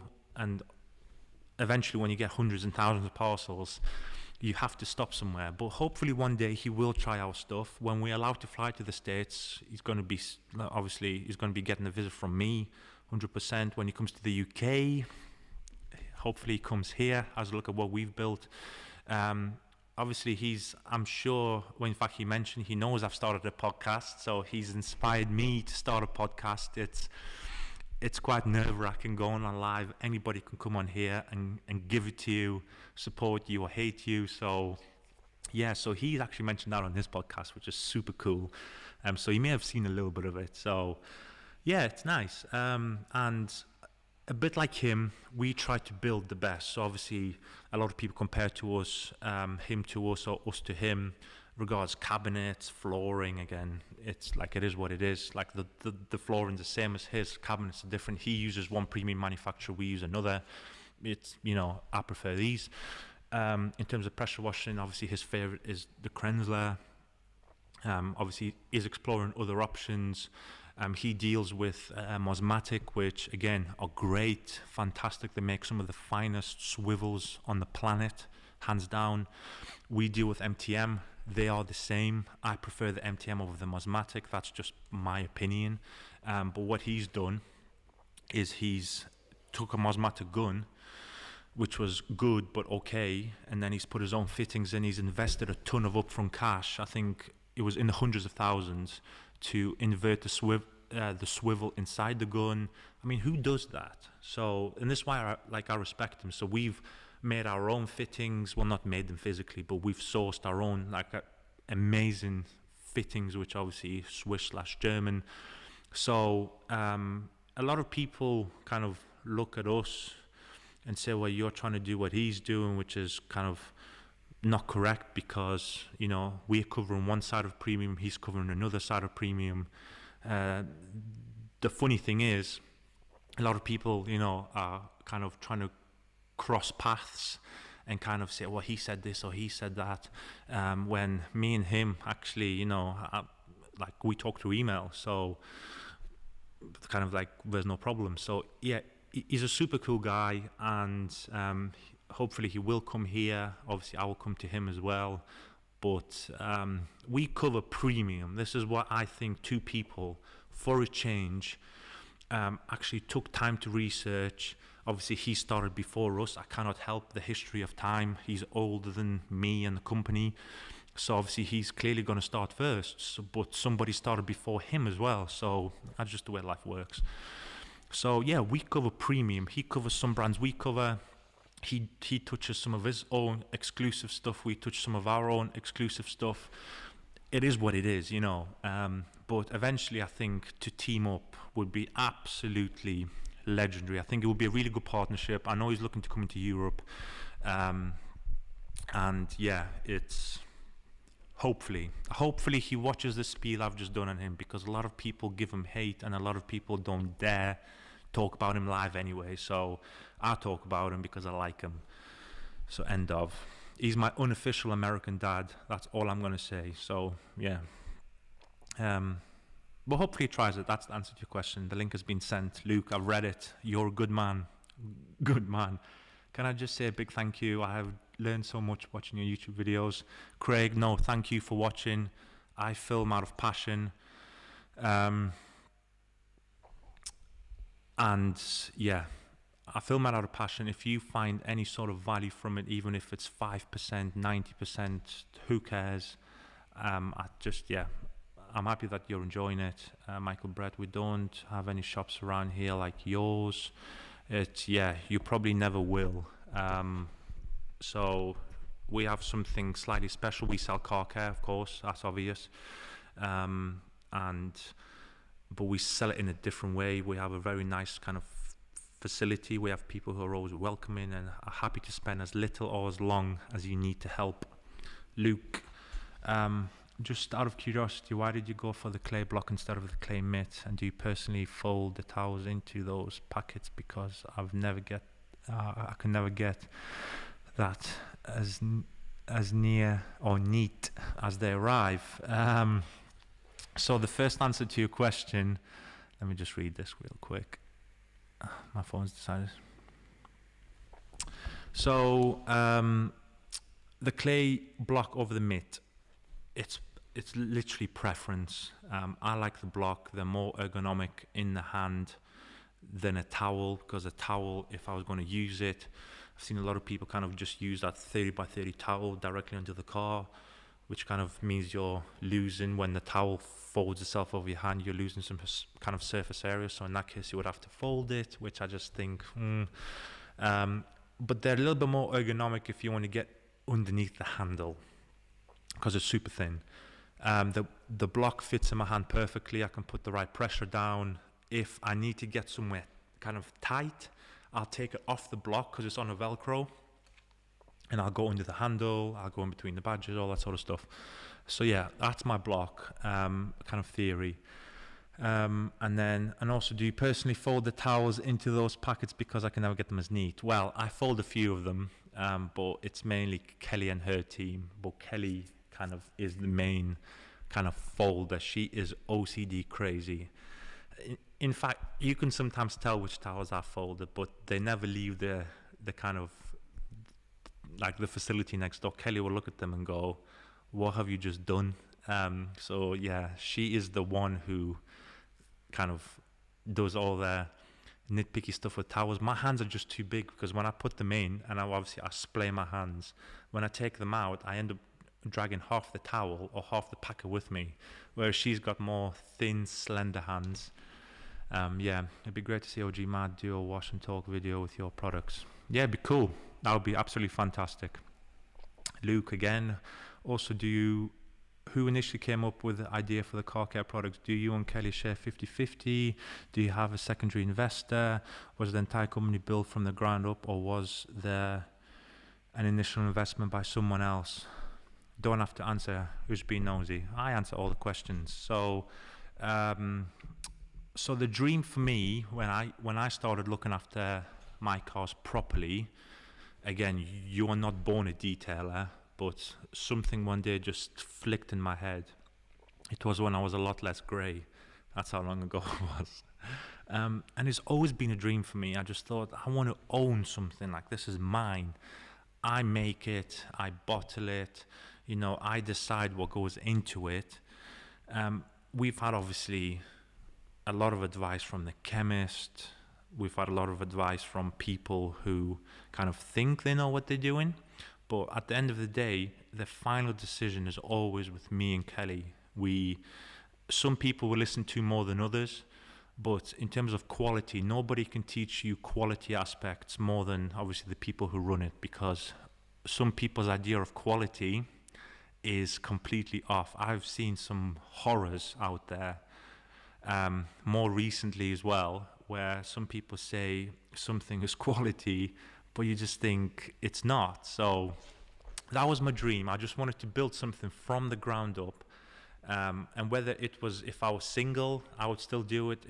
Obviously, at the time, I was just very blessed to be with Kelly. So Kelly kind of helped me prop that idea up. It was her final push because I was always humming and ahhing.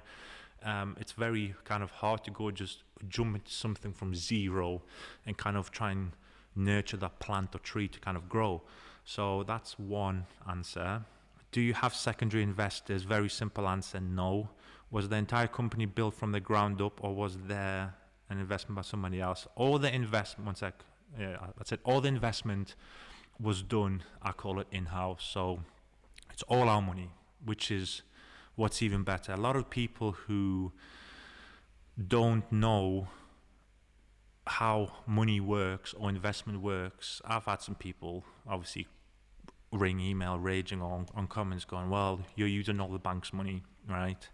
Luckily, we've had zero from the bank, because if you want a bank loan, go and set up a company tomorrow. It'll cost you 15 quid on Company's House. Go and set up a company and go and ring Lloyd's and say, hello, sir, I would like 50 grand, 100 grand, 2 million, or whatever you want, right? And the first thing they ask you is, what's your turnover? What's your well, in fact, I'll leave that part a sec. What's your 3-year, 4-year accounts with some banks? What's your security? So homes, that's what they require. All of these things they ask before they even consider giving you a pound. So for the people who say, oh, it's all the bank's money, have never rang the bank for money. So luckily for us, we've been very blessed with internal investment. That's what it is. It's our money, but it's even more dangerous because it's our money. If it was the bank's money, like you've seen so many famous cases in the past, especially with celebrities, where you lose all the money, you declare yourself kind of bankrupt, it gets wiped, and people start again. I can't go and declare bankrupt tomorrow because it's our money on the line here. So we have to tread carefully. Sometimes, one bad decision, 10 bad decisions can lead to like complete disaster, but 10 good decisions can lead to a completely kind of different world. So yeah, everything's us. It's our company. Me and Kelly are 50-50 in the business. Everything's 50-50. It's just easy. Our phone bills are technically 50-50. Our food bills 50-50. I don't think, this is hers, this is mine. Like people say, well, whose car is this? Our car. So the Loop or the GTS, the GLC, and the future cars, they're all our cars. Do you see any value in today's times of opening multiple small shops around the country, or is it not financially worth it? It's a very good question, because I think these kind of shops would do really well. Well, like our shop anyway, would do really well all around the country if you place them in key locations. I've seen some good little car care shops that are just popping up and they're really busy. But it also depends what you're selling. So if you're a reseller, it's a lot easier, because if you go and Google, I don't know, kind of like Maguire's near me, and that said car care shop sells Maguire's, the SEO value is there for them, and they go, oh, they're only a mile away, let's go. But when you're doing your own brand, unless people are searching for you, want to use you, want to try you, or trying to look at you because someone was gossiping, only because of that you will get found, and obviously your social media will also help that. In terms of shops, everything's online nowadays. So I always say 99% of our retail is online. Our shop makes good money, but nowhere like near what the potential of what online can make for you. Because don't forget, currently it is 10 to 9, okay? The shop is closed. Nobody can come in. You're not making any money. Online, you can make money at 2 a.m., midday, 6 a.m., all these type of things. So I think multiple shops will be, it really depends. It depends where the brand goes. And also who's going to run the shops. That's the most important factor for me. I can go and open up another shop tomorrow, let's say in Newcastle, Manchester, London, but who's going to run it? That's my kind of biggest worry. Daza, thanks for the in-depth answer. Be good to get you guys together. Yeah, it'll be good. Mark Elmore, I have only been into detailing I've only been onto detailing this year, and I have started using your products, and I do think they are the Rolls Royce of detailing products out there. Mark Elmore, thank you so much. I appreciate the kind comments. We take huge pride in everything in as little or in as the small details of packaging. If our packaging is wrong, it gets rejected. It's like literally we're so anal. People think I talk the game, but no, we are anal. We have rejected and wasted so much money on the wrong packaging, on the wrong accessories, and they've never made them kind of available to the shop. People don't see a lot of the failings that we do, but if you go and check our bins, half the time it's just full of rejects and trials. So to have a comment like that's really nice. Thank you. It's just interesting to me how other people start their businesses. I had an investment of £500,000 by a property developer who I've known for years and years. We gross about £1 million a month, nice, with around 100k profit. Just how the car market is, very, very small margins, but lots of units. It depends, again, margin in the car market. The higher the kind of brand of car, I believe, I think. So if you're selling a Ferrari, you're not going to be making £500 margin, are you? You're going to be making, 5, 10, 50 grand potentially. It depends on the car, but it's a nice investment, and hopefully you're very blessed, let me just tell you this, to have an investment like that from a friend, because not many people have that, and the bank certainly wouldn't give you that sort of money. No way. Matt Bonner, do you think one day you'd be big enough to have your own delivery service, or have your own branded vans and drives working for you? Do you know how many people have said that? Unbelievable. And I've had even a few people say, I'll be a driver. Hopefully one day, I can never say never. Some of the stuff I said to you or to people 3 years ago, we have surpassed that with our eyes shut now. And so if I say to you no, now and in 3 years' time, we are just in a completely different league. I think this year we're going to have a lot of good announcements for people to do and to make. You've obviously seen the big delivery that was left. That still hasn't been revealed who that is. And that will be revealed very soon. We've had some very good news today. I won't tell you from which country, but just amazing news. I do business with these people, but we've had such amazing news the last probably 9 weeks daily. We've just had, even though we've had positive news for years, but in terms of the short succession of big leaps, we've had unbelievable news. So you never know. I mean, is it viable? I'm not sure, because obviously we use DPD, and DPD, I've seen their inner workings. I've been to their depots. If you ever have the chance to go to a big DPD depot, have a look. I mean, they've got hubs all over the country, which, I mean, the one in Nottingham, it's purposefully built for DPD. It looks like a city. So imagine how much that costs. Millions, tens of millions. You've then got to employ your drivers. Imagine you've got 10 drivers in just the East Midlands area at £25,000 a month. 10 drivers, that's 250 grand a month gone on wages. All that sort of stuff you've got to consider.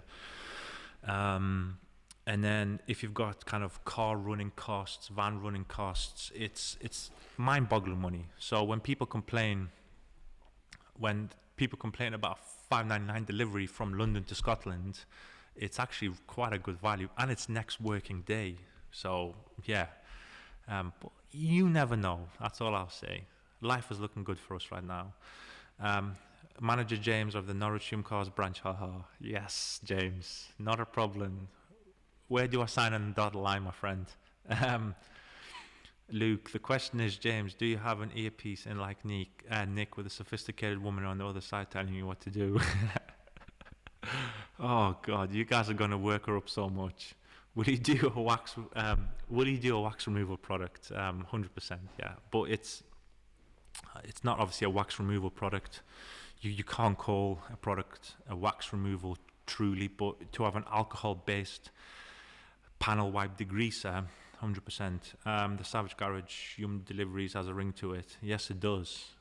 I have to employ the best drivers. If any of my drivers will ever one day drive like these people you see on the roads today, they won't be there for very long. Do you think you would give company shares out to the public to invest? Whew, that's a good one, really good. It depends, there are some UK companies who do that, big, small, medium. It's potentially, it's who knows how big we grow, where we grow, which market. But as I said, life is looking good. At the end of the day, it's all about presentation. If you don't look good, don't use it.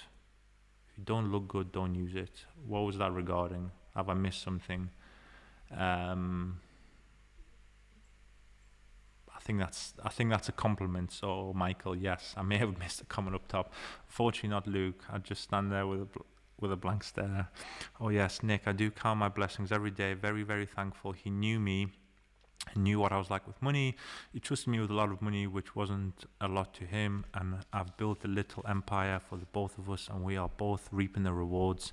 Since the car market is so volatile, it's been absolutely crazy. Unfortunately, COVID didn't affect us at all.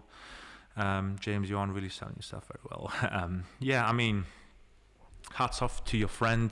To invest £500,000 into a business off the bat is, it takes some nerve from him, but it also takes a bit of nerve from you to handle that sort of money. £500,000 is a lot of cash, so you can literally go and buy 5 houses, rent them out, kind of start that. You can run away with it, you can go on holiday and waste it like everybody else would. So hats off. So I've managed to catch up with some questions. So while you guys go and ask me more questions on the live, I am going to actually answer some of these questions that I've got on Facebook and stuff. So let's have a look. On the community, here we go. Where's the community posts? I've lost all my community posts now. I can't find them. I can't be doing this on live. So let's have a look. For some reason, Facebook is not uploading them live. Oh dear. Right, here we go. I've got it. So question number 1. Any updates on the press or bottle labels, modern homes? So labels, it's going to be a difficult one.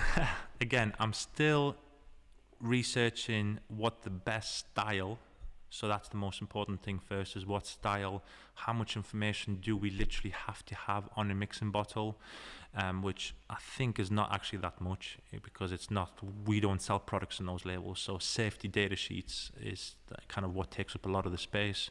In this case, we don't have to. And also adhesive, because Pressol is HDPE. I just had to make sure there, just in case I said the wrong fact. So because it's HDPE, most of the labels don't stick to them that well. So they go on lovely, but they can peel off lovely as well, which means that under heavy use, you can potentially de-peel the labels.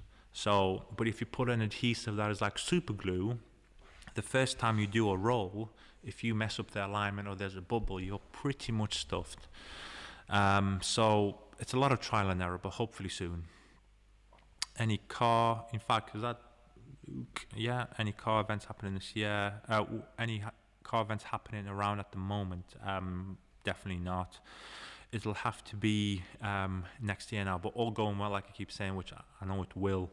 But next year we're going to restart our kind of monthly kind of car events. It could be like a show car thing where people come and kind of show their cars. It could be a cars and coffee. We're thinking of getting the food vans down again, which was really popular, like burger vans and all that sort of stuff. Stephen, hi Nick, could you give us a look at the 5 litre bottling happening on Friday? Well, unfortunately that is already done.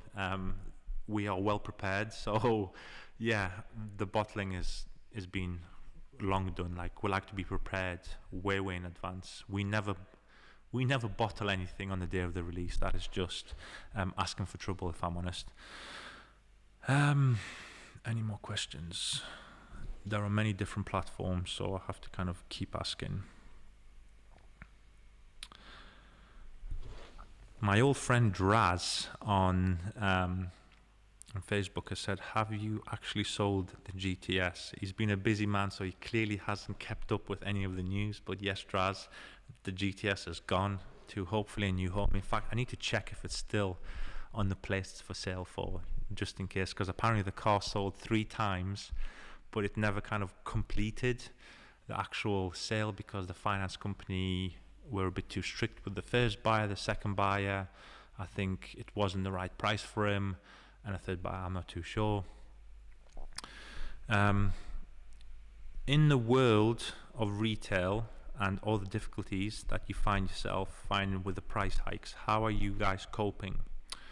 That's a good question on Instagram. So, as you know, everything is pretty much quadrupling every 2 weeks, from water to grass. So what we find is even cardboard now. So the cardboard sheets, because that's how the big manufacturers deal, is they deal in sheets. And each sheet, imagine this way, can make an X amount of boxes depending on the box size that you go on. So the sheet prices have gone up. Raw materials haven't helped that kind of price, but also the availability of making the sheets. But the biggest one that we've heard from some of the biggest kind of packaging companies is Amazon are the cause of all of this, mainly because their sales, especially during the Christmas period, are so good that they're literally buying cardboard from anywhere they can get it. So cardboard's gone up. Plastic bottles are flying up at the minute. The new plastic tax in the UK is going to be implemented soon, so people are already kind of price adjusting bottles. What else? Triggers, again, that's one of our biggest expenses. Triggers and bottles. Liquid, again, so I call it liquid, so all the liquid products. Some increase more often than others, but so far we've had at least 2 price hikes on every single one of our lines, and that's the minimum line. So some of the lines, obviously the ones that we sell more often of, every time we order our batches, they potentially say it's 3%, 11%, 1%. How much it is, it depends on the raw materials, obviously, within the products. I can't comment on every single kind of product right now, otherwise I'll be here all night. But the products are hiking as well. But the only thing that's not improving is the VAT rate, obviously 20%. So everything else, the cost is going up, the VAT and the tax and all of these kind of systems stay the same. So that gap is constantly closing. So hopefully, obviously inflation 101, that's what it is. The demand is, well, the supply is going to kind of outmatch the demand at some point, and it has to drop, because sometimes people will not want to pay the pricing that people are demanding, because obviously when we buy something in, we have to work, obviously, again, it's what we think it's worth, the margin and the kind of the proposition of value to you and how you feel using the product. But eventually, if the prices start increasing too much, we raise the prices, and then our retail price can get so high that you don't like it, so we have to drop the prices again. So that's how kind of the supply and demand curve works, and that's going to be in every industry. I mean, just look at the car industry at the minute. You can't get a brand new car for 3, 6, 12. I mean, some cars 24 months ahead. In fact, one of the cars, and I've got this straight from the horse's mouth because I was speaking to the guy, if you want to order one of the certain cars, which isn't even like a super high-end version model, you're looking 3.5 years. 3.5 years for a build date, which I think is absolutely atrocious. In fact, because Kelly's next door, she kind of has all the information more than I have at the minute. But she said, so she's given me a list. So for example, like plastic bottle increase of 17%. Our wheel woolies, 23% increase. So 23%. Wow. And this is not incorporating shipping hikes as well. So whoever asked that question, it's a confusing name. Yeah, that's a really good question, and I think everybody's being impacted at the minute with a ton of increases. But again, I'm super optimistic, and it's going to be one of these things that is going to kind of eventually level out. It's just one of those things. Let's have a look if anyone has kind of commented more in here. Nick, do you do a video on the clay block? Yes, I did do a video on the clay block. Did Michael believe it was on the Tiguan being sold? I know the video was on the Tiguan. Yes, it was done on the Tiguan. So Michael, if you're not sure how to find the video, or you don't want to troll through my YouTube channel, go on the website, find the clay block, and there's a video attached right underneath it, which is the same video that's on YouTube. What does your product arrive in? I know you said you bottle it in-house, so it's each product in a large container. So is each product in a large container? Yes, so they're in IBC containers.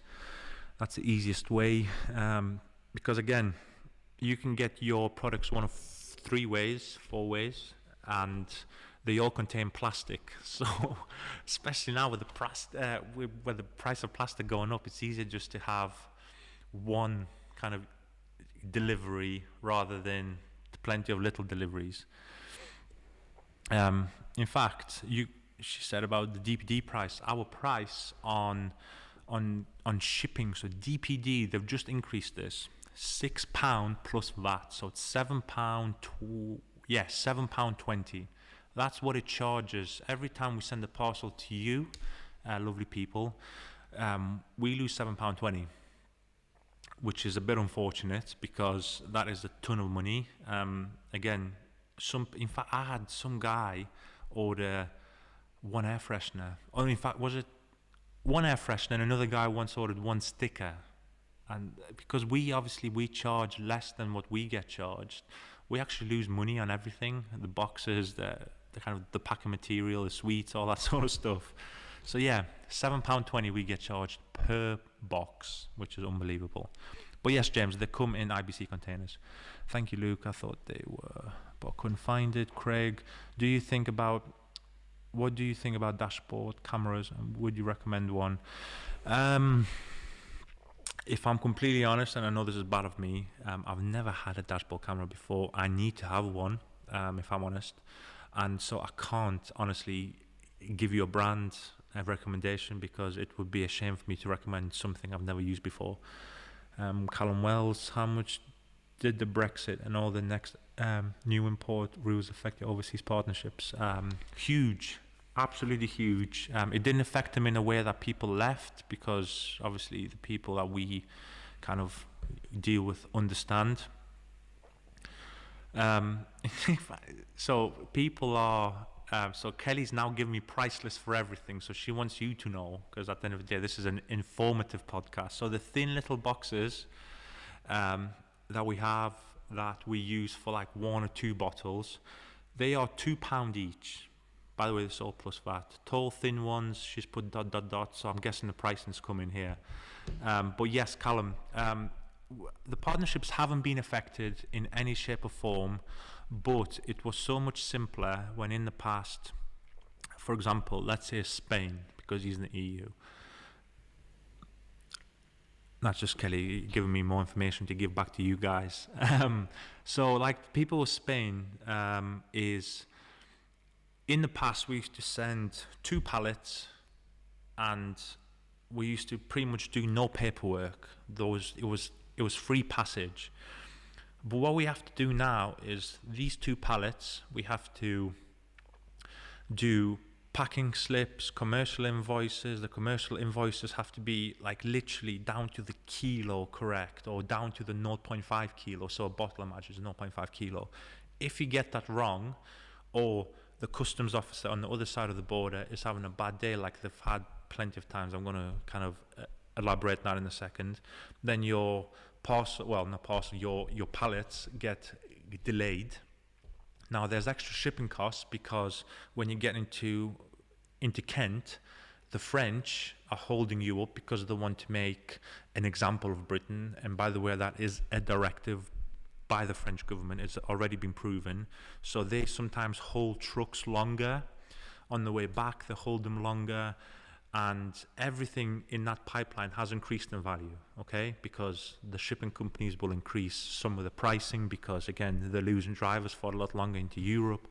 So in terms of shipping in a pallet now, I'm just going to use the 1 pallet as an example, has become, I wouldn't say difficult, because we're not shipping anything illegal, but it's become a little bit more kind of cumbersome. It probably takes us a day worth of paperwork. So imagine we start tomorrow morning, so Thursday morning, everything's packed, good to go. It'll probably take us almost a day to kind of confirm everything with our freight forwarders. We use the same freight forwarder every time, and we build a fantastic relationship. We've sent hundreds of pallets with these people now, but still, sometimes they'll ring us up and say, well, since your last pallet, this rule has changed. You need a new number, like URI number or URI number they call it, and all these VAT IDs. Now what Brexit has really changed is not for our commercial side, so the wholesale side, it's changed for our DPD side. So certain countries, this is how messed up this is.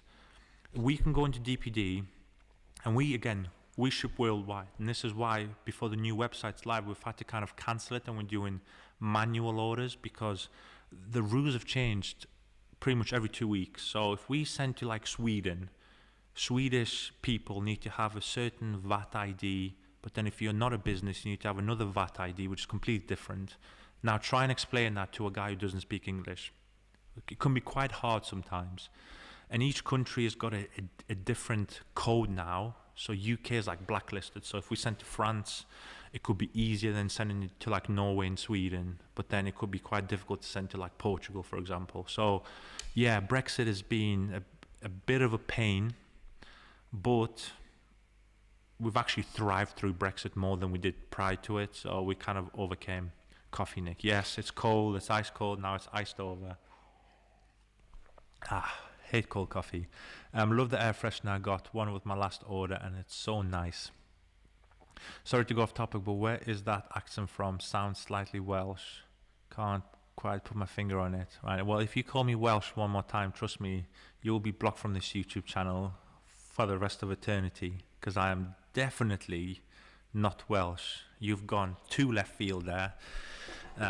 Yeah, I have a guess, I'm curious, but I'm not Welsh, I'm not Irish, Scottish, I'm not South African either.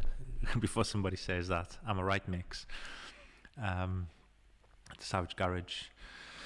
When are we getting a new vid? We need content. Pork and beans. I'll let you answer that one, James. Yeah, so it's been quite a good podcast, guys. In fact, how long have I been on for? 2 hours, 11 minutes. It's long. I'm going to have to probably cut it short now because it's 11 minutes past 9. I think I've answered pretty much all the questions in as much detail as I can. Some were fun, more fun than others to answer. P.S. I love Yum. Thank you so much. Soon, sir, I'm working on something new. That's replying to him. I think you should bring out your own brand of dash camera. They'll be too expensive. Way too expensive. And there's too many good, from what I've seen on reviews anyway, there's too many good kind of cameras to kind of even try. But hope everybody's enjoyed the podcast, guys. Hope you've enjoyed the questions that I've done. This has been probably the best viewed podcast for me. Again, this is number 4.